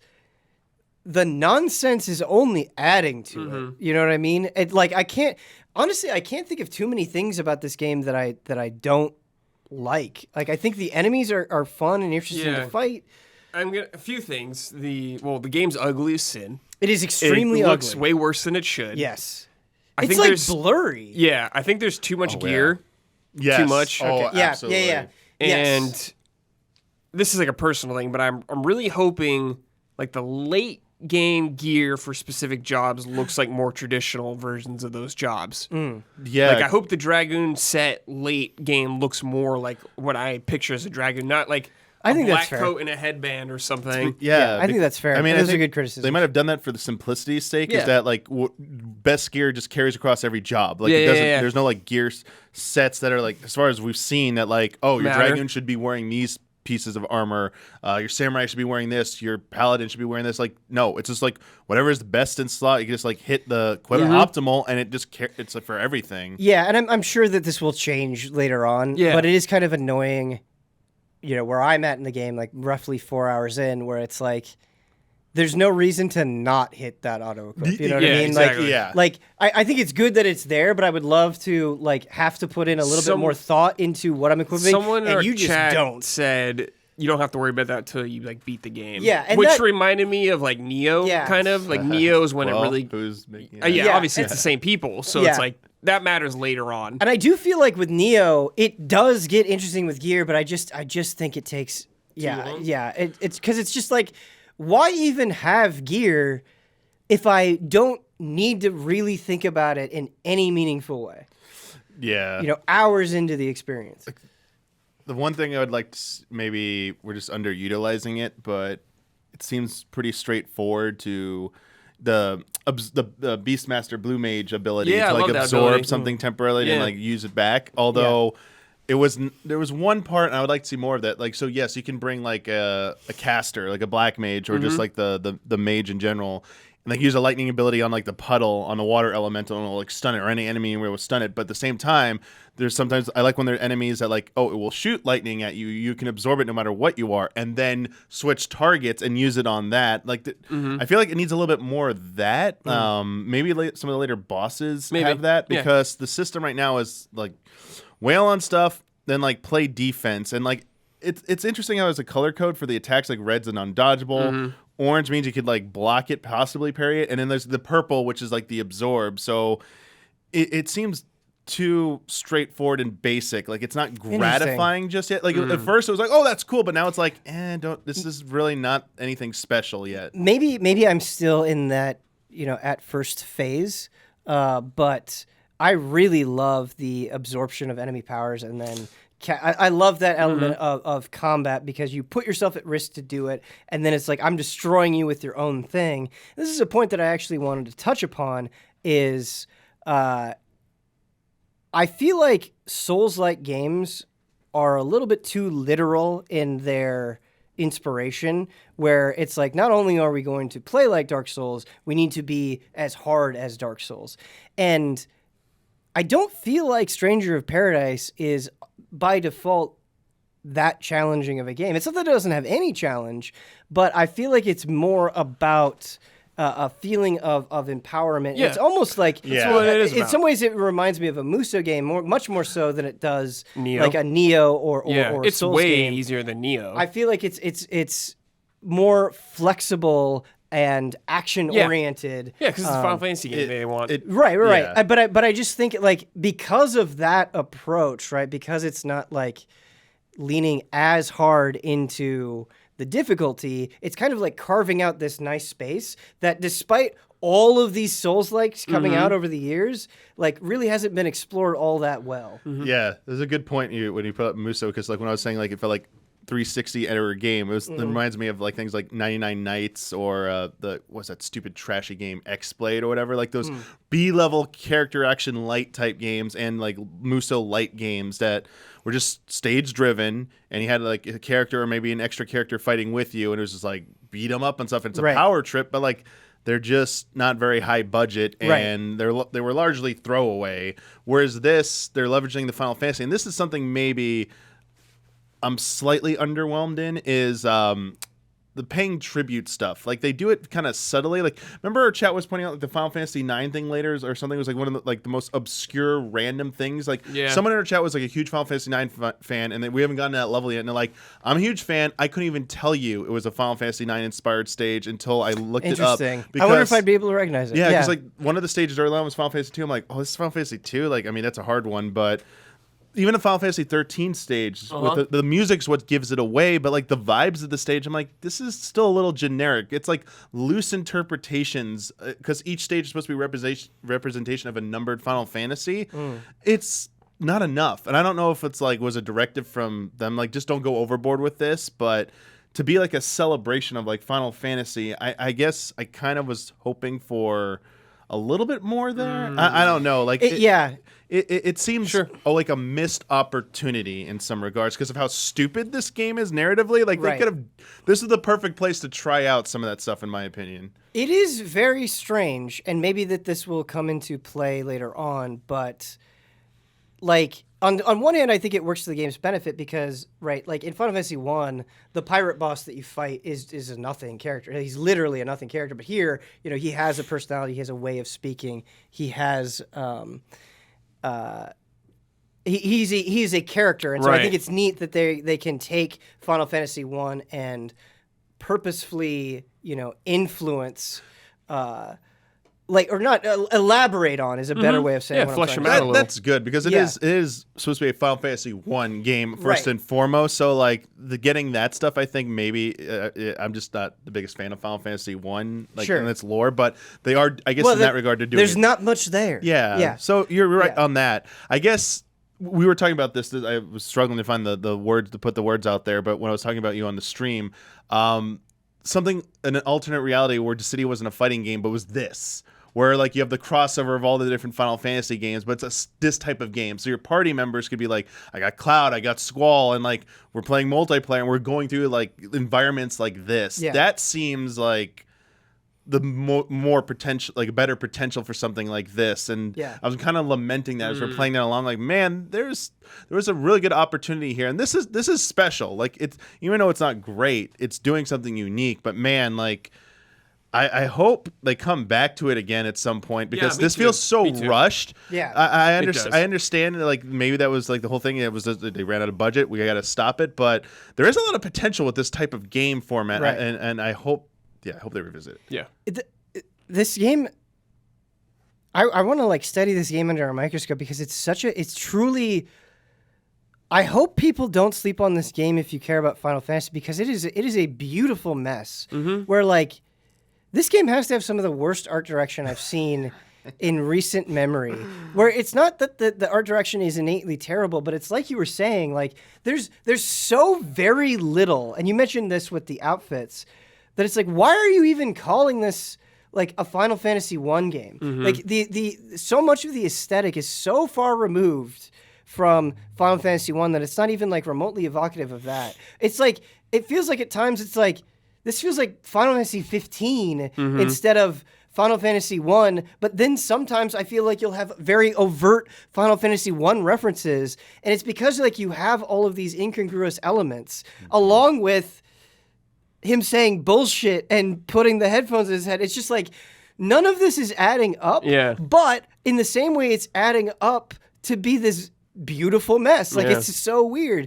And like I don't think artistically or visually this game is very impressive, but it is saved by the mechanics. And so I think if it had more of that tribute stuff without being pandering, like for example, I think Final Fantasy 14 is the perfect thing to look like at the ultimate. here, where it's like Final Fantasy 14 is constantly pandering. Like there's so many things in Final Fantasy 14 where it's like, no, it's just do you remember this thing? But it's able to carve out its own identity and its own world that you're never annoyed by the pander, right? Like Final Fantasy 14 at this point is not, its reputation isn't built up on how hard it panders to Final Fantasy fans. It's how hard it stands on its own 2 feet with its world and its characters. And I think that if this game was capable of something like that, it would be much better served. Exactly. Like if they make a Stranger of Paradise 2, like, yeah, it's fun to laugh at Jack now. I don't know if it's going to be as fun to laugh at him in the sequel, right? Yeah. If you are Jack, who knows? Yeah. Dude, Jack is back. Yeah. Have you finished this, Damiani? No, because Okay. I'm waiting No, to play. I think we're Brad, Huber, and I are kind of synced up now at the same point in progress. Okay, so, how far are you guys in? Started the 5th or 6th something like mission, that, so yeah. a little Oh. bit further than where you are. But just not- a bit. Not very far. Not Not very far. much. Yeah, so if they Okay. had 4-player, Ben, you know, Okay, we no, could no. have teamed up as 4 here. I wasn't even thinking about that. I would love to sit down with you guys on a spoiler mode. Yeah, yeah. so when we We'll see get when we to see that this. ending that everyone's When we see that talking about, ending, yeah, definitely it's wanna it's beat this wild. game. man. Yeah. Because I feel like this is one of those things where we have the frame trap conversation, and then later on it's like, oh, okay, like all this, not all this stuff, but some of this stuff gets resolved. I think this is a good game. Yeah, it is. I think it's a good game. I feel like it's Better than I expected, for sure. I feel like it's one of those games that feels out of time, where like I feel like you would play like a lot of PS2 games back in the days, and you're like, okay, like this is an unpolished mess, but it's beautiful. Like it's, you know, like for all of the things that it may not have going for it, it has like this undeniable heart and like weirdly unshakable sense of fun that you're just kind of in love with You it. can't deny it. Yeah, I feel like in a way I'm almost enjoying this game more as its own thing than because I am a huge Final Fantasy Right. fan. You know what I mean? Like it, as you were saying, Damiani, it's not that great on Final Fantasy tribute stuff, but I just like fighting things. I like messing with the jobs. I like the affinity system where like the more points you put into affinity, you can level up things at the same time. All that stuff is neat. I like that they make it fairly easy to level up other jobs if you haven't been using them. So they give you a lot of reason to experiment. I like some of the enemies, dude. Like Tomberries are in there. Dude. Tomberries are in there. That's cool, man. Frightening. Yeah. Don't That's mess good with stuff. them, man. Yeah. I've Chef's knife. I ran into a Tomberry, and it wasn't. I was like worried because I'm like, oh man, this is it. This is gonna kill me. And it wasn't that big of a deal. But maybe later on, the Cactuars, I feel like they're like little scurrying bastards, which is perfect. That's nice. We got taken out by Tomberry at Yeah. one point. I was we trying got to stabbed. I was trying to see if you could absorb one of its powers, because you could do that on the Cactuar. You can absorb 1,000 needles and use it right back. And I was like, oh, sick. So going for that risk reward, but yeah, whatever it did, just like paralyzed all of us and just did a one shot. And you're like on your all of us. finisher attack where they turn to crystal, like just something about the Oh, like punching yeah. them in the face and them turning They crystal really go is into so those sick. animations, yeah, for the different I'm like, enemies. this is That's awesome. cool. Yeah. What was I gonna say? It's on the tip of my tongue. But Stranger of Paradise 2. Stranger of Paradise 2. No. Give it some no. more time, a little Oh, more budget. your AI companions are like not worthless. I Yeah, feel they're like. not worthless. Okay. Yeah. They're not worthless. Yeah, I mean, I'm not gonna like sit here and be like, oh my god, they're the smartest things ever. But Yeah, I but feel like, they could definitely be worse. yeah, I feel like they do the job of, hey, like take aggro from me for a second, like decently well. Yeah. Brad, game that I feel like has been getting a very mixed reaction. Another one that I previewed and was like, hey, I like this, but I can also totally understand why other people don't, is Ghostwire Tokyo. Yeah. Hey, I like this. Okay, also. do you? Okay. Yeah, I like this. I thought there was a 50-50 chance on you saying I whether like or not this. you like this. Okay. Well, we here at Easy Allies are all big fans of Tango, yes. so I guess it's kind of no surprise that many of us like this game. Maybe I'm incorrect, but in terms of like the game journalist circle, I feel like we're the biggest Tango fans we in are. the industry. Absolutely, we are. Okay. Yeah, no one talks about the evil within or evil within 2 like us. I feel like no one talks No about one. the evil within as much as we do. Yeah, no one does. Yeah. But yeah, so this is like a really cool open world game. I was surprised, like, oh, open world game? Yeah. It's an open world game. It is a very open I was like, world whoa, game, what the hell when I hopped into this? But it does a lot of the open world stuff, and if you're burnt out on that, it might not be for you. But I think the setting of this game is so well done. It's so cool. Like, I don't know what district of Tokyo is. It Shibuya that you're in this or whatever? I don't know. Whatever I believe it is. Shibuya. Yeah, I want to say that is correct, but I could be the whole wrong. game takes place in like Shibuya, and you going through these like the game's like constantly like wet ground or rain coming, and very at night, very atmospheric. You know, you're going by little shops. You go to convenience stores, like a little ghost cat selling you stuff. It reminds me of Yakuza in kind of a way. Yeah. But if all hell broke loose, kind of thing. Brad, it's definitely one of those things where I have to recognize my own intense bias, where I think it just does Japan and indulges in the culture of Japan so much, where it's like, okay, of course I'm going to like this. Yeah. But I think it commits to it enough and follows through on it enough that I haven't had this feeling where it's like, oh, this is such an authentic portrayal of Japan since I originally dove into Yakuza. Yeah. Way back in the day. Totally. Yeah. And that was definitely appeal of those games, and I feel that vibe carrying over here. And I like the combat a lot in this game. I like the combat. There is not much to it, but I do enjoy it. Right. It's not like super crazy complex. It's like first-person shooter, just a little more flary, I guess. Yeah. A little more showy. You're shooting. You're shooting like different around. elements, and you're Yeah. doing these cool hand signs. You got like your wind for like quick little shots. You got your water one that can kind of do splash shotgun, down. yeah, shotgun. Yep. And your fire's like your Magnum or your RPG or something like that, which is cool. And you got a bow and arrow you get later on. You can use like shoot, which is nice. Yep. But I like being in the world and seeing a dog there. And he like talks to you. You can like talk to animals a lot in this game. Yeah. And you like give him some dog food, and he's like, "Oh, thanks." Yeah, and he'll dig you up. And he'll dig you up something. some treasure. Yep. I'm like, this is sick. I love this shit. Yeah, yeah. Or like some of the side quests, you know, you find these spirits that are cursed out there. They tell you problems, and you may go into like an interior, like a hospital, which is really cool interiors to go into. They're really sick, and you like take out some evil spirits to like help them get through the thing. It's just good. This game is not scary at all. No, At all. it's not. It has a creep factor, which I like. Yeah. But you can easily play this game and not get scared one bit. I feel like it's not like trying to be scary. You know, it feels like it's like not. Weeb Ghostbusters. Yes. You know? It is. Like, And it's like weeb light survival horror Ghostbusters. Yes, Like yeah. there's a survival horror aspect to it, but like I'm playing on hard and like I never run out of my energy ever. interesting. When in the preview, there was just definitely a point where I did. You can, but Yeah. it's like there's so much like there's little objects out in the world that you can just break to get ammo. Yeah. Like there's encounters where I have to like think about what I'm doing, but it's not nearly as hard as like I'm thinking about when I did in like The Evil Within or Resident Evil. You're like, man, I got one shot with this gun. I better make it count, kind of thing like that. It is. If you're thinking classic survival horror or Evil It's Within much survival horror, more. not It's that at much all. more like arcadey, in my opinion. It's funny because in contrast to Stranger of Paradise, where we talked about art direction and maybe it not being the best all the time. Oh my god! I think it's great. The for art Ghostwire. direction in this game is fantastic. The enemies look so cool in this game. Like all the environments look great. And it's not just visually; it is the animation that really gives these enemies. Yeah, it looks personality. super good. Like the fact that you have like headless schoolgirls, like just flipping, kicking all around. You've got like spirit schoolboys doing drop kicks, or like the giant scissor lady. Yeah. Who, like, I feel like attacks with such It's a cool. ferocity that she is kind of Yeah, frightening. they can be Yeah. like some of those guys can be frightening, but Yeah. it's like, maybe if you get the jump on these guys, you can sneak attack Yeah. a few of them or something. Yeah, that bow. The bow is nice. Yeah, the bow is nice.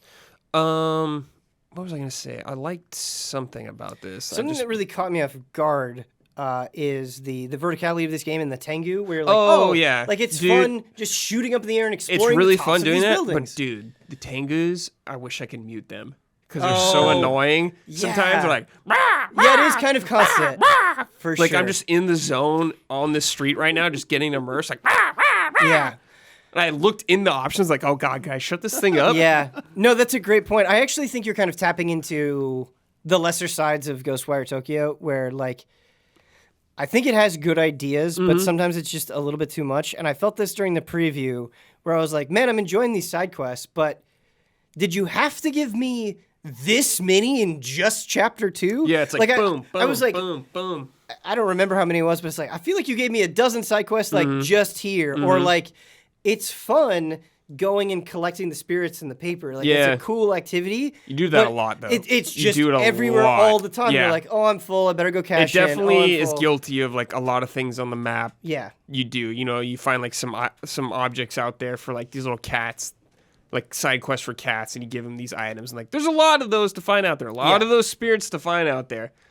But man, it does do a lot of those very typical open world things that you'd expect from a game, like a Ubisoft game or something like that. But the game is still really fun, and I'm having a good time. It's probably because of the combat, because it feels a little different enough, and the environment and art direction is just so good. Right. And I actually like the story. It's like very mysterious, the whole story thing, but you're like with this guy KK who's in your body, stuff like that. Like, I like this. I'm in finding out this stuff. I think actually it's funny because I'm like, man, I could say the exact same thing about Resident Evil.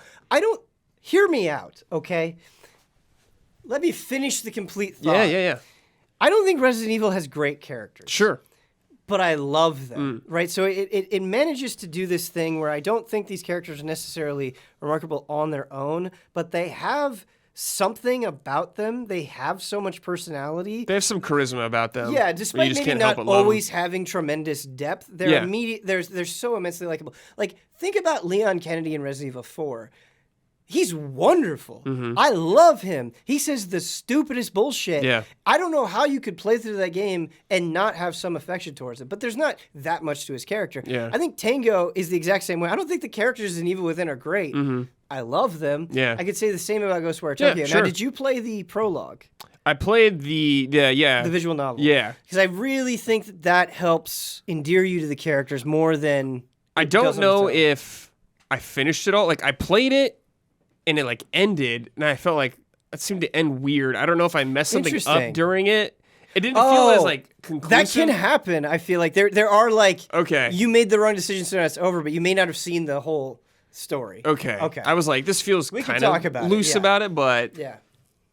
at the same time, like, I got a kind of idea what their Sure. whole crew was before. Like, I That's didn't get really the whole all you message, need, but yeah. like, now that I'm playing the game, I understand this position these characters were in before all this went down. Yeah.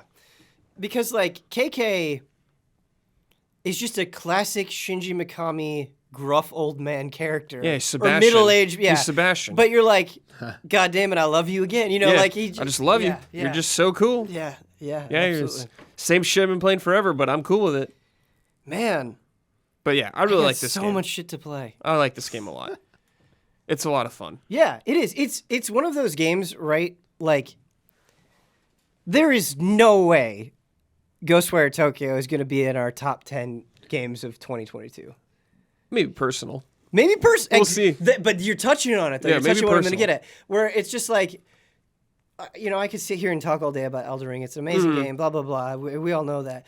Ghostwire Tokyo is that, like, 7 or 8 where you're like, this is exactly what I want sings you to to me. be. Yeah, Yeah. it sings Yeah. to Yeah. that Definitely. person. Yeah. Last game I'm going to talk about is a game. Actually, this was an Audible by Bloodworth. Oh. I was going to put time into something else, and he's like, "Hey, you want to check out Lego Star Wars: The Skywalker right, Saga?" yeah. Wow. Yeah. And it is This is okay. I have more complicated thoughts about this game than I was expecting to. Okay. Because so the way it works is there are all of the movies, all of the Skywalker Saga movies in this. So you have the original trilogy of the prequels, and then you have the Disney sequels, all of them. And I played through, and it took me, I don't know, like an hour and a half, 2 hours, something like that. Somewhere between 1 and 2 hours, I played through all of episode 4. And I was like, that was really fun. It felt like you condensed it down perfectly. It felt like there was enough going on in the levels where I was solving little puzzles. It felt like, okay, these guys have been making Lego games for like the last 22 years, and you can tell. Like, they've got this shit down to a science. Like, it's so refined. And visually, that's what really caught me off guard, is I'm like, damn, this is a good-looking game. Like, everything is so crisp and clean, and like even on like the Lego hands, you can see like a little seam, and you're like, oh, that's how the actual product has it. So there's this wonderful, like immaculate attention to detail. The animations are spectacular when they're doing the cutscenes. They're saying the exact lines from the movie, but they'll have little visual jokes in there or something. The humor does the exact opposite of Wonderlands, where it's good, but it's not constantly in your face. It comes in pretty regularly just to keep things cute, just to keep things lively. And it was neat going through episode 4 because you had like these sort of puzzle-based levels where you're trying to solve stuff. You have to defend Chewie as he's repairing the Millennium Falcon, so you can get out of Mos Eisley. That was fun. You're piloting an X-Wing, and of course you're doing the trench run. All that stuff is great, okay? Then I was like, okay, I could move on to Empire Strikes Back, because within a trilogy, you have to do the first, second, and third, right? So to do Empire Strikes Back, you have to beat A New Hope. The first one, Gotcha. yeah. But you can jump around between the trilogies. So I was like, rather than move on to Empire Strikes Back, and I played this game for like 3-4 hours today, something like that. I jumped into Phantom Menace, okay? And I was like, what happened here?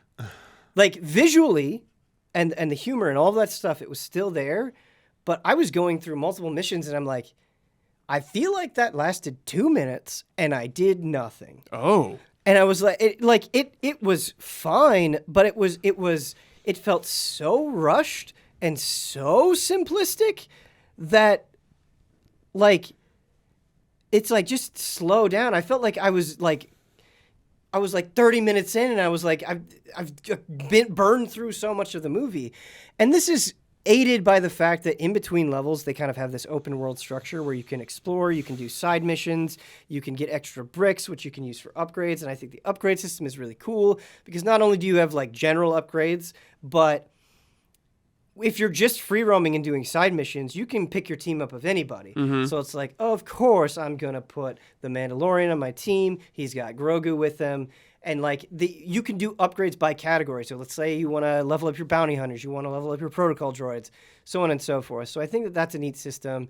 I think having some breathing room in between the missions is good. I did the pod race in episode 1, and it had this neat first-person perspective. Cool. But like, I feel like you can get... I don't know yet. I'm not at the end, but I feel like you can get through episode 1 so fast, and there's not enough meat on the bones of the mission that it's like, this is technically well made, but I feel like maybe by doing 9 movies, I know you guys are capable of good level design. I saw it in the levels that I was doing with New Hope, but I worry that by trying to do so much at such a high production level that, like, the other movies are going to suffer as a result. Yeah. I'm really terrified of that, because this was a game that, like, early on, I was so high on it. I was like, this is great. Like, if you love Star Wars, you have to play this. And then as I was going through The Phantom Menace, I was just like, damn. Like, it was never bad, right? It just felt very thin. Yeah. Huh. Yeah. Interesting. Yeah, I wonder how the other movies will shake up. Because I've dabbled with plenty of other Lego games, and I've really been impressed over the years, because it was always Lego games I always kind of ignored or never really cared for. But over time, I've definitely grown in appreciation of them, and can see how well made they are. And I was definitely craving some more of that craftsmanship, because I think in terms of like controls for a little Lego game, like its cover system is better than you would expect. Like you can just snap onto a wall. The aiming feels nice. The dodging is good. Again, the animations are super fluid and satisfying while still retaining that simplicity. But yeah, it's something where like I've seen the sparkle of it, and I hope that maybe there's just the Phantom Menace is just a fluke, and I'll go and I'll play Empire, I'll do Force Awakens and Last Jedi and so on and so forth, and maybe it'll just be an anomaly. Yeah. But yeah, that definitely had me worried. Sounds about like the real world experience with the Phantom Menace. You got out of it like, this is a fluke. The next one will be better, right? No. Yeah. But I mean, that's kind of the great thing about Lego games is even if you don't, however you feel about the movie, right, the levels could be interesting to go through. You think? I think the obvious answer I would say is like it'd probably be better if they just let you jump around to any individual like installment rather than having to play them through as a trilogy to maybe. Like if you're getting tired with Phantom Menace, it's like you have to finish. Like I'm gonna stop. This is not great. Just hop into like the next one to like. Yeah, the thing is I think if the levels stand up on their own, you won't even think about it. You're like, oh, I just want to go through everything anyway, so you wouldn't feel that impulse to bounce around. But if it is not going to be like amazing quality, being restricted definitely does feel like a punishment. It's actually Damiani a lot like we were talking about with Kirby, where we were talking about like all this extra stuff, right?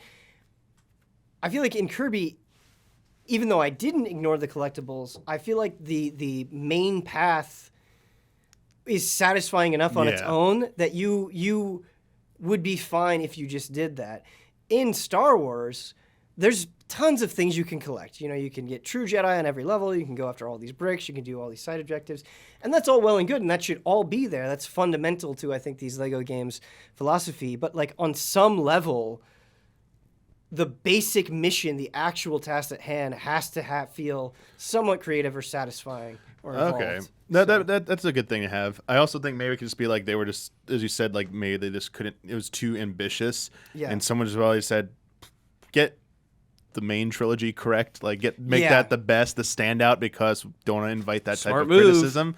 Which, it's a smart move, but man, I really wish, like, if they had some flexibility, I'd love something that the Star Wars arcade game did, because it was the 3 different movies. Yeah. But if you didn't play them in order and complete them, you didn't, or do all 3 of them. Maybe it wasn't the order, but you had to complete all 3 of them. You unlocked like a finale. Cool. So it would have been nice if like they gave you that flexibility. But if you did them in the intended order, there's like I love little bonuses like that. You get like a character or something. Yeah. There's tons of hidden things in those games. Like you unlock, like you do the first the main trilogy in order, you get to go to a Mandalorian. Yeah, I was gonna say Meredith, there's like some Mando thing. Yeah. No, when I saw those Mandalorian characters, you're like, guys, you could have just done original trilogy and the 2 seasons of Mandalorian. Come on.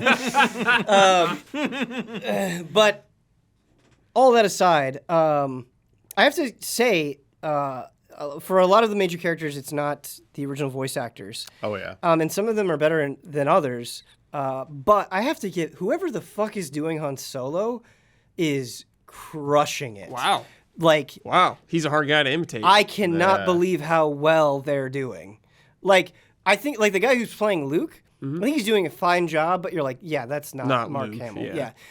That's not an insult to him, right? I think he's really giving it his all. But the guy who's doing Han is like, damn. I think you're more Harrison Ford than Harrison Ford at this point. Yeah. Like, he crushes it. I think the guy who does old Obi-Wan is the guy who did Obi-Wan in Clone Wars, and he also does a very good job. Yeah, he's good.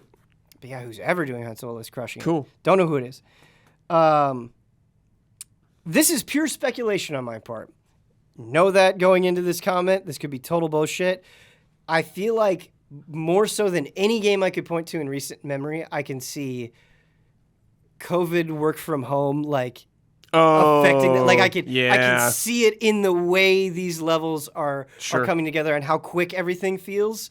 I definitely feel like this game, unfortunately, was impacted by the pandemic, because I do think Traveler's Tales is immensely talented. It's just such a shame that they probably had to get this game make out. do with limitations. Yep. But who knows? I do want to play more of it for sure. Cool. It is time for the HOTTAKE. Going into this one, I'm going to be pretty cynical. Just know that going in. Okay. Is it Morbius? No, don't see Morbius. It's not. I told these guys I would have had more fun if I just went to the completely dark theater with no electricity for 2 hours than just that watching is Morbius. really brutal. Yeah. Not worth it. It's not. Anyway, like it was one of those movies where I walked out and I was like, man, there were points where I could feel myself nodding off, and it's like I don't feel guilty at all. Like this was a nothing movie. Go see Batman again. Batman was great. This HOTTAKE is about E3. Okay. Which is not happening this year. That's the setup for the HOTTAKE. They have canceled the digital event that was going to happen this year. And the question that I have for you guys, E3 is not happening in 2022, and does that even matter? I mean, it sucked last year, their whole digital event thing. It did. So it's like, no, it doesn't matter. Like, I guess the idea of just like E3 as a presence not being there is like kind of sad, but it like E3 last year was like a shell of its former self in like the worst way. And it's like Keely's the new fucking E3, man. Yeah. Keely's coming in. He's going to take over, dude. I wouldn't be surprised if he just does his own E3 thing or whatever at the like convention center next year or something like that. Oh, man, you touched on a couple of things or one thing really that I want to jump on. But before we get to that, Damiani, does it matter that E3 is not happening? I really think it matters how you define matters, because to people who cover the event, it definitely is a blow to lose something so focused like that. Yeah. Like anyone who's saying otherwise is lying their ass off. So losing a focused week of games coverage does hurt.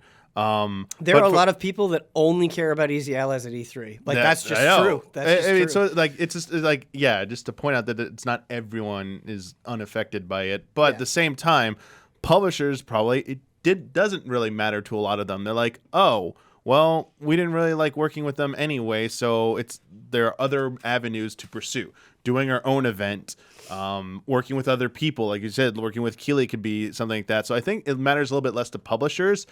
But I also do think even to them, there's some lament that like they would like to have something back that is a little like that is focused and potentially returning to an in-person thing, because even with Keely's doing this summer, as far as we know, there is no in-person component to it, and who knows if it'll be okay and safe to even do it. But hopefully one point when it is, that kind of like hands-on experience, I think, because I was talking about this with Bloodworth, one of the coolest things was like coming back after each day and getting all these outlets doing all these hands-on impressions.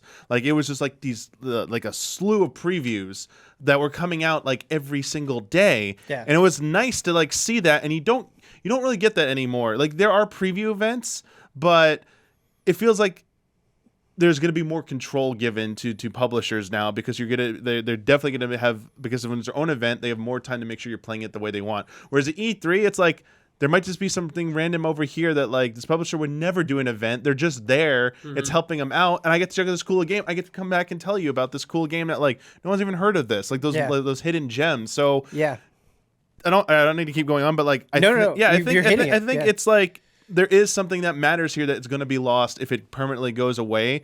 That no matter what else is done, if it's not the exact same thing, you can't rekindle that. But in the bigger scheme, I think it like losing it now is less of an impact than like even like 10, 15 years ago when it was so essential to the industry. I think alternatives have been presented that definitely are a little bit more viable to some companies. Damiani, I feel like you're echoing a lot of my thoughts. And Brad, I want to touch on something that you said, because I think you're right.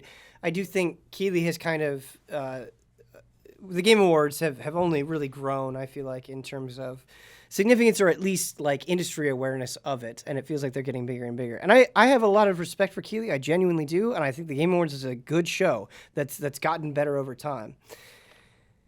It's not E3 though, and I think what the magic of E3 is, and this is not just an E3 thing, I think this is like kind of a universal thing, is like fucking all the beautiful, interesting edges that things used to have are just being whittled away. You know, like E3 was magical because you didn't know what was going to happen, and all of these different companies, many of which had no business being on stage, like in a video games were like no one took them seriously, and so people who probably shouldn't get on stage got on stage, and they made a fuckery of themselves, and it was hilarious, and they created memes that lasted for like more than a decade. You know what I mean? It was beautiful. We've already been moving away from live press conferences. Right. But what I'm talking about with Keighley taking over is I'm not talking about the idea of going to a space where developers are and people come to play the games like we did at E3. I think that could still happen just under a different name. Yeah. I think the same exact thing can happen. Yeah. Just under Keighley's name. It seems like publishers and developers, they don't really want to work with the ESA anymore. No, and they're all going to Keighley. That's the other thing that I think absolutely needs to be said. It is abundantly clear at this point that the ESA is a total mess and has no idea what they're doing. It was a mess for us every time. Yeah, no, they could not constantly drop the ball on E3 any harder than they already do. I cannot think of like just an absolute fuckery of incompetence. It's amazing. Yeah.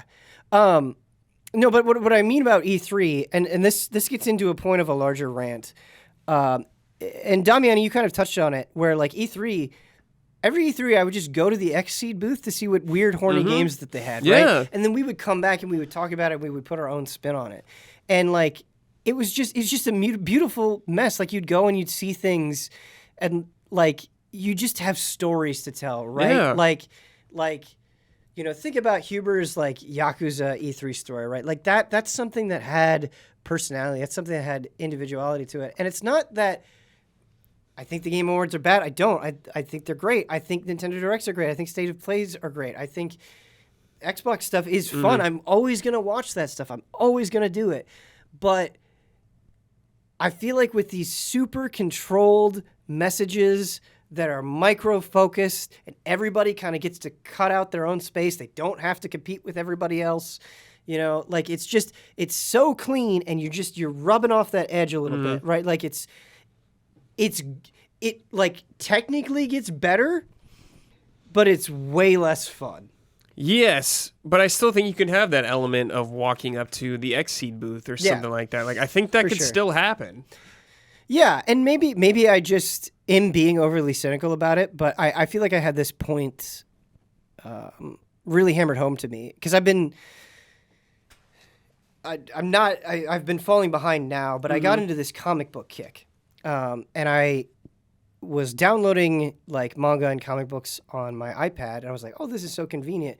But I started going to my local comic book store, and it suddenly got to a point where I was like, I have to do this. And I got annoyed, and I was like, oh, I'm going to download comics again because they ran out of stock of things. And it has its own annoyances where they didn't get their shipments in. But something that it did have is it had people that you could feel their passion, and they had like interesting things going on. They had rare comics on the walls. You could overhear conversation. You could see people freaking out about magic cards.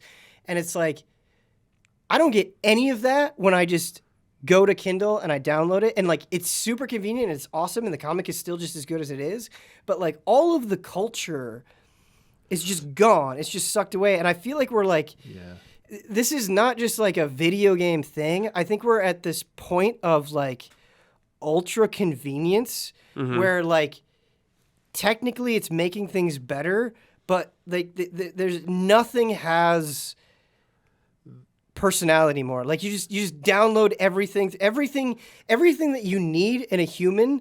Like you can just download in an app, but you don't get any sort of warmth. It's like, technically you can drink mush that gives you all of your essential nutrients, but it's not a meal that you enjoy. You know, I think it's like kind of that. Even if E3 was there this year, you wouldn't get that. You wouldn't get that feeling you're hoping for. No. You're right. If E3 were to come back, like we said, I think ESA is a mess, and I don't think a digital showcase would be as good as the glory years. E3, unfortunately, got shittier and shittier as it went on. Totally near the true. end. Yeah. It's like when it those stories of like you going up to XC, just going to see a game, playing, checking it out. It's like those days were dead. Yeah. Like, you would have to wait in a 5-hour line for any game. Yeah, when they opened it up to the Yeah, public, you couldn't do that when they opened it anymore. up to the public, and they didn't have a very great plan of attack for that, especially when there were other major international gaming conventions that had solved that issue. It seemed like the people behind E3, the ESA, and anyone that was involved in its planning were focused on the typical you call it dollar signs, whatever you want to call it. They were chasing something, and without fully really comprehending what they had the idea, but they didn't have the vision and understanding how to get there.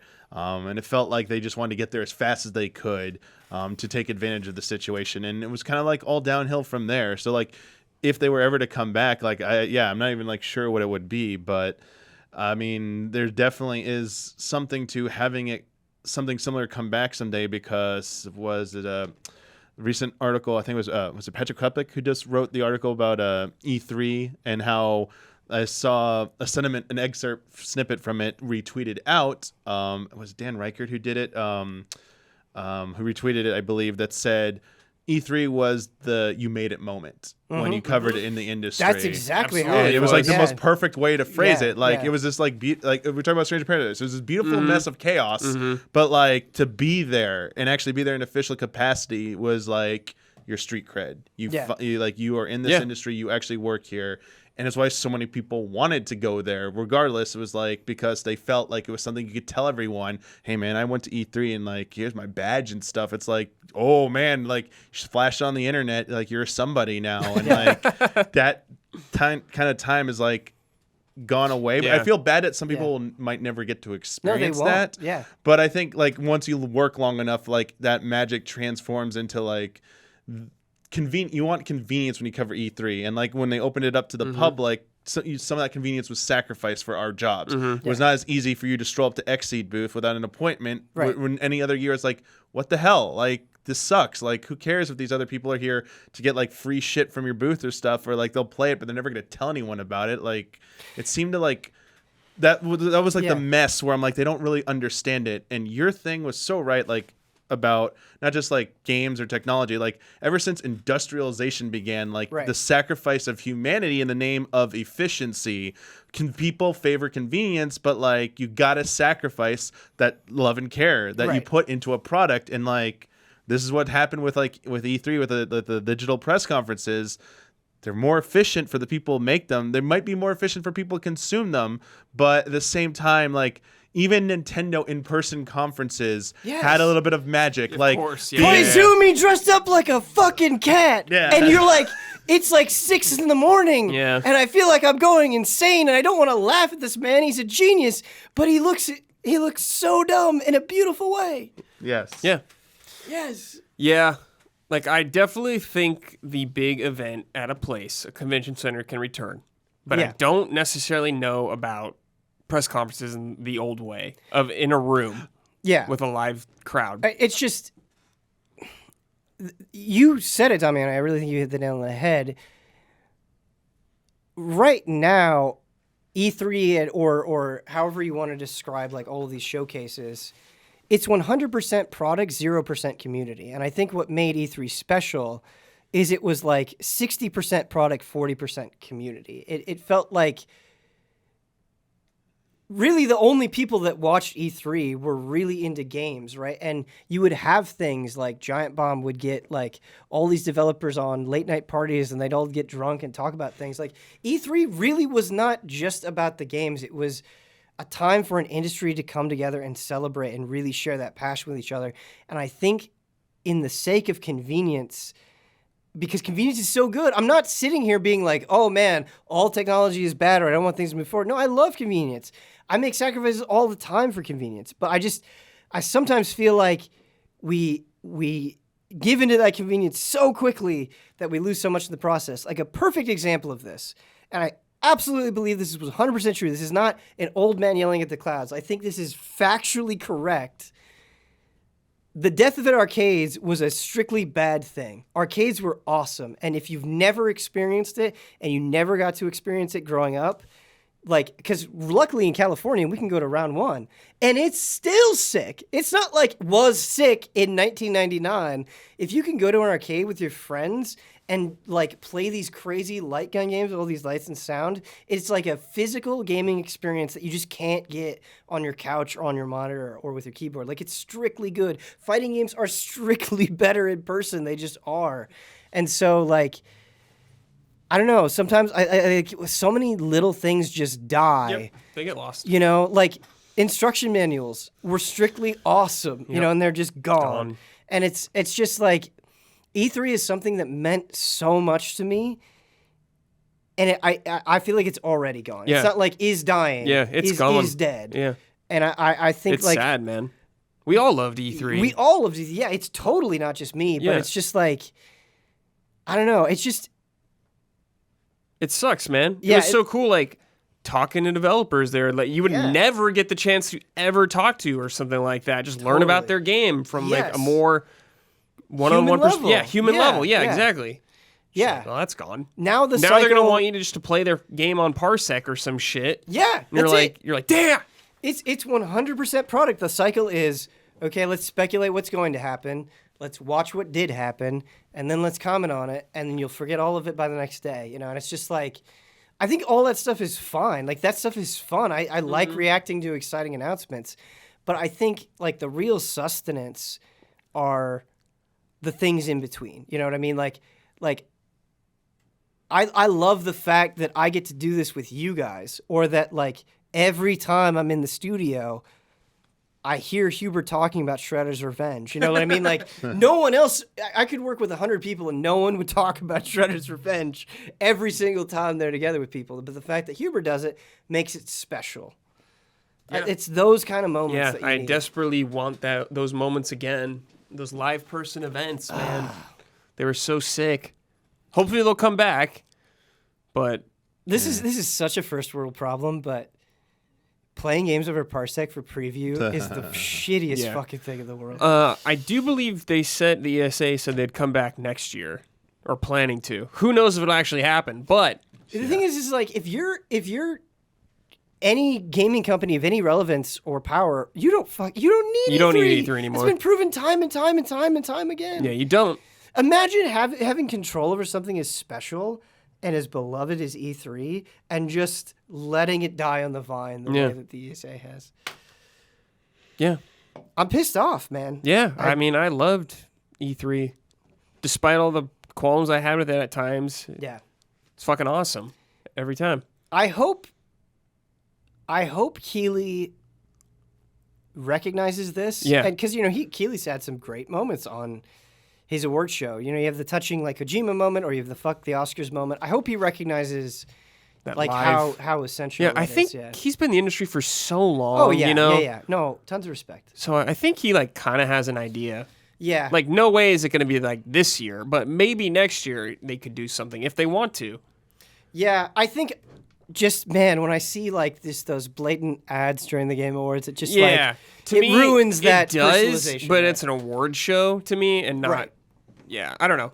And like the fact that E3, it's like, man, Microsoft wasn't even in there anymore. They were like across the street. Like, how many people weren't even in those buildings? Mm-hmm. At the end was just like such a drag. It's like, yeah, you're kind of here in spirit, but you're like, I gotta go fucking drive over there to get to you. Like EA, you're like way the hell down here. It's like they're not even in the same thing anymore. Like when Sony just wasn't in there anymore either. Just sucked.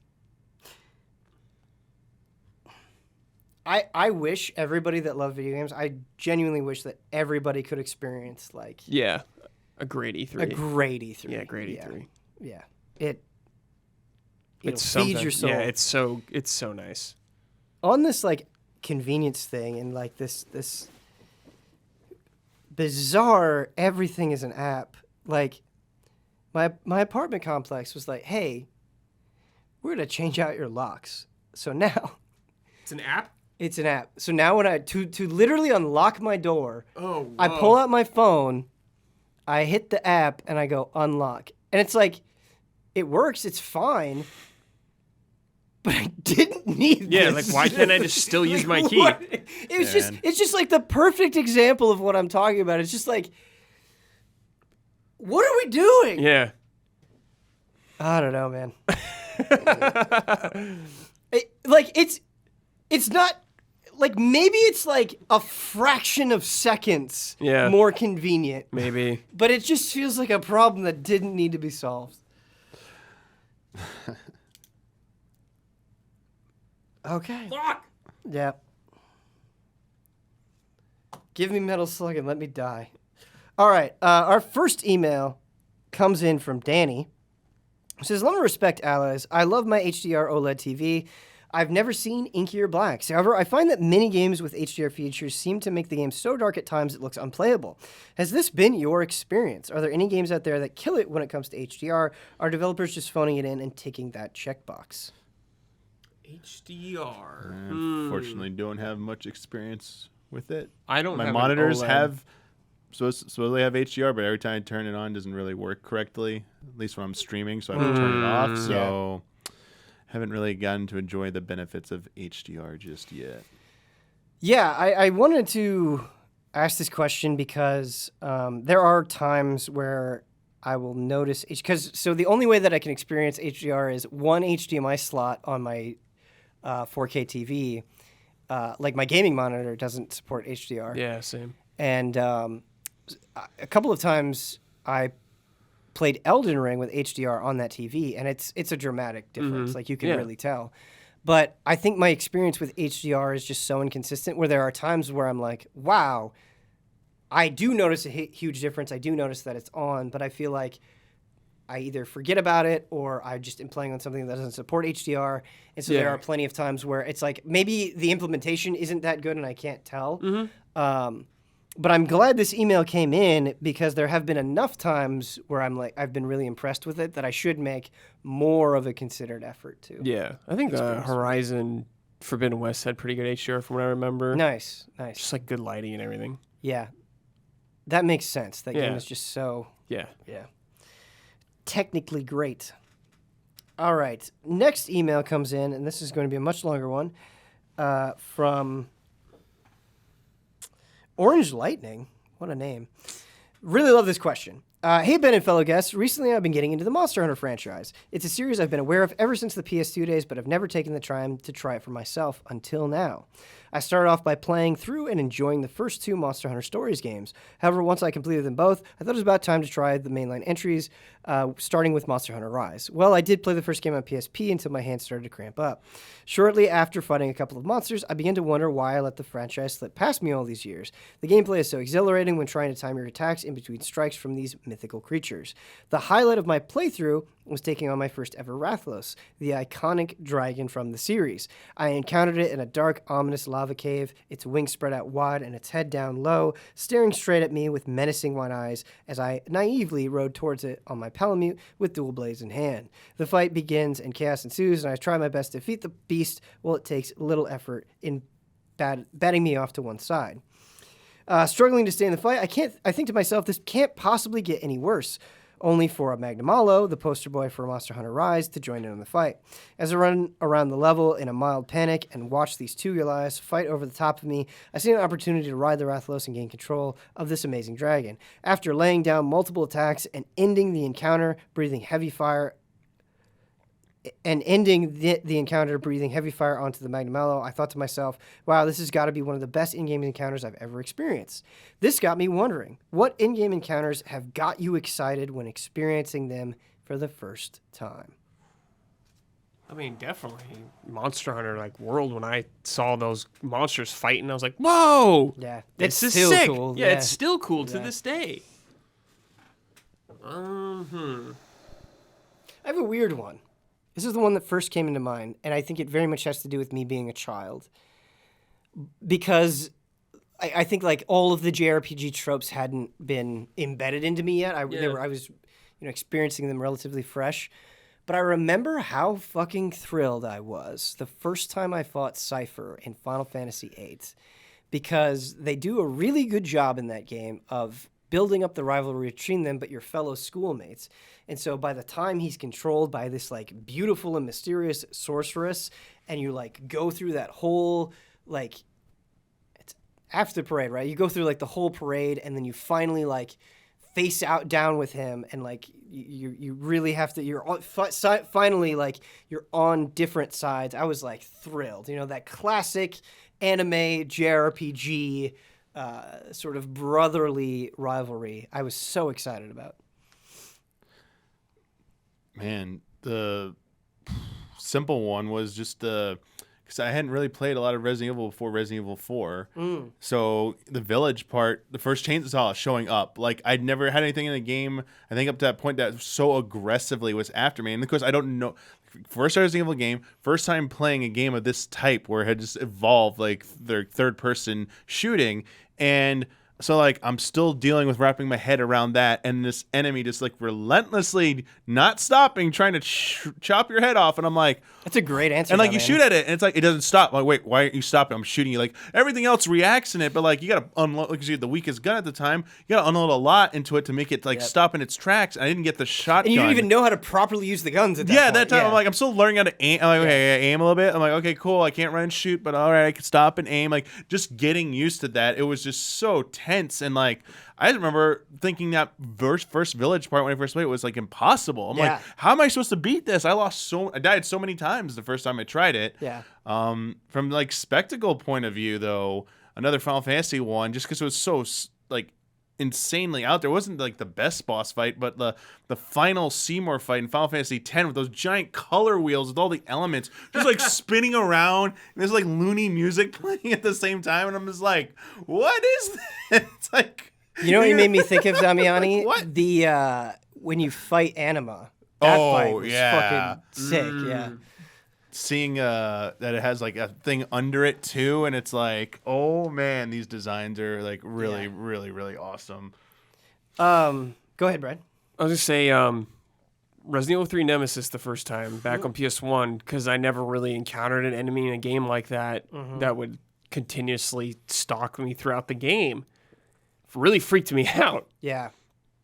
Yeah, that's a good one. And I'll always remember just fighting Ganondorf in Ocarina of Time, going up the tower and the organ playing, and you like finally get up there with them, play tennis with them real quick, then come crumbling down, you fight him, and he's like that dark silhouette, he pulls out those like two swords, man. I'll like never forget that. Gray Fox in Metal Gear Solid is one. Oh, yeah. Gray Fox is great. That fight left such an impression on me. My wife recently, she was like, do you ever get sick of it? Because you always use the name Gray Fox. And I just like... No. I feel more serious about this than I should, but it's like, I will never get sick of it, and I am never not being Gray Fox. Until the day you put me in the ground, I will have Gray Fox as a username. Like, that's how much that character... rattled my entire being for sure. Which, like, she didn't mean anything by that saying. She wasn't putting much thought into it, but it's like, no. Okay, my iPad is showing me like, hey, do you remember that you took a bunch of pictures with your cats? Like, yes, thank you. that's what happened. It was like, do you want to see your furry friends' photos? No. That's funny. Not right now. On a show. No thanks, iPad. Our last question, short but good, from Isaac. Hi, allies. If we lived in a world where video games didn't exist, what do you think your obsession would be? Probably way more with music. Same. Just more. Yeah. I think if video games didn't exist, there's no way it wouldn't be music. Yeah. Maybe skateboarding, but probably music. Yeah. Probably movies, and then, I mean, possibly anime more. What a weeb. Because I could totally see it being anime. Because I mean, and like at one point in school, I was like, man, I want to like try and do this like filmmaking or movie production stuff. It seems really cool. I'm really into it. And then, I mean, that's when I first like really gave anime a chance and stuff. Yeah. And I'm like, video games didn't exist. Like anime probably would have been like 10 times more. Like, holy shit, what's going on here? Closest you can get. Because I have no exposure to these like insane over the top theatrics that like just like are only present in cartoons, but until that point, cartoons were like childish and immature. This is like, no, we're serious. Like this is like an art form. Like, holy crap, I didn't know things could do this. So might just like double down on that, man, and just like go on like anime website, anime journalism. I want to make like a video where it's like like an alternate timeline where Damiani is like an anime influencer. AMVs, baby, let's go. Like, Linkin Park and Naruto, let's go. Hit Detection, a film by Michael Damiani. Do you remember that like absurdly long period of time where it felt like the only anime that film critics would recognize without exception was Miyazaki. anything by Studio Ghibli, Ghost in the Shell, Akira, and that was it. Yeah, that's about it. Yeah. Nothing else matters. Nothing else existed. Nothing else would get it. Didn't I think Spirited Away won an Oscar for Best Animated Feature? Yeah. Ghibli. Oh, yeah. But that's it. I was trying to think of another one. I think something got robbed a few years ago. Ooh, Was it? Was something else nominated? Was it Wind Rises?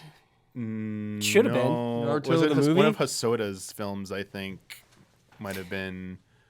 I'm trying to remember if it was that or if it was either a Ghibli film or one of his. Your Name. Oh no! Yeah. That was it. No. Wasn't it Your Name? I had no. I don't know if Your Name was nominated. Some anime figures lost to one of the Disney films, one of the weakest Disney Pixar efforts. I don't even think it was a Pixar one. I'm like, what happened? I think 3 of the movies nominated for Best Animated this year were Disney Pictures. Which one won this year? Encanto. Okay, that was pretty. I have not Was seen it? that one. Yeah. So I have fallen off the Disney train completely, except for Marvel stuff. And Star Wars stuff, I guess. But proper Disney stuff I have not watched in a very long time. My wife, however, super gigantic Disney nerd, will watch out any schlock that they put out. Love you to pieces. But she was just like, Encanto was just okay. And coming from her, she never says that. Ooh, and so I was okay. like, damn. But she was at home, maybe distracted with family, so. I might have enjoyed Turning Red a little bit more than Encanto. She said that was pretty good. Yeah, She said Turning I Red think was I might pretty have good. enjoyed that one a little bit more. Yeah. I really enjoyed this episode of Frame Trap. Feels good to be back. It's so hot in here. Thank you so much. Sorry if this was a cynical episode, but sometimes, that comes out. Thank you so much to my panelists, Michael Damiani, Bradley Ellis. I always feel like you guys give it your all. Super appreciate that. Thank you all so much for listening. If you would like to send an email, the email address is askeasyallies@gmail.com. One more time, that is askeasyallies@gmail.com. Until next time.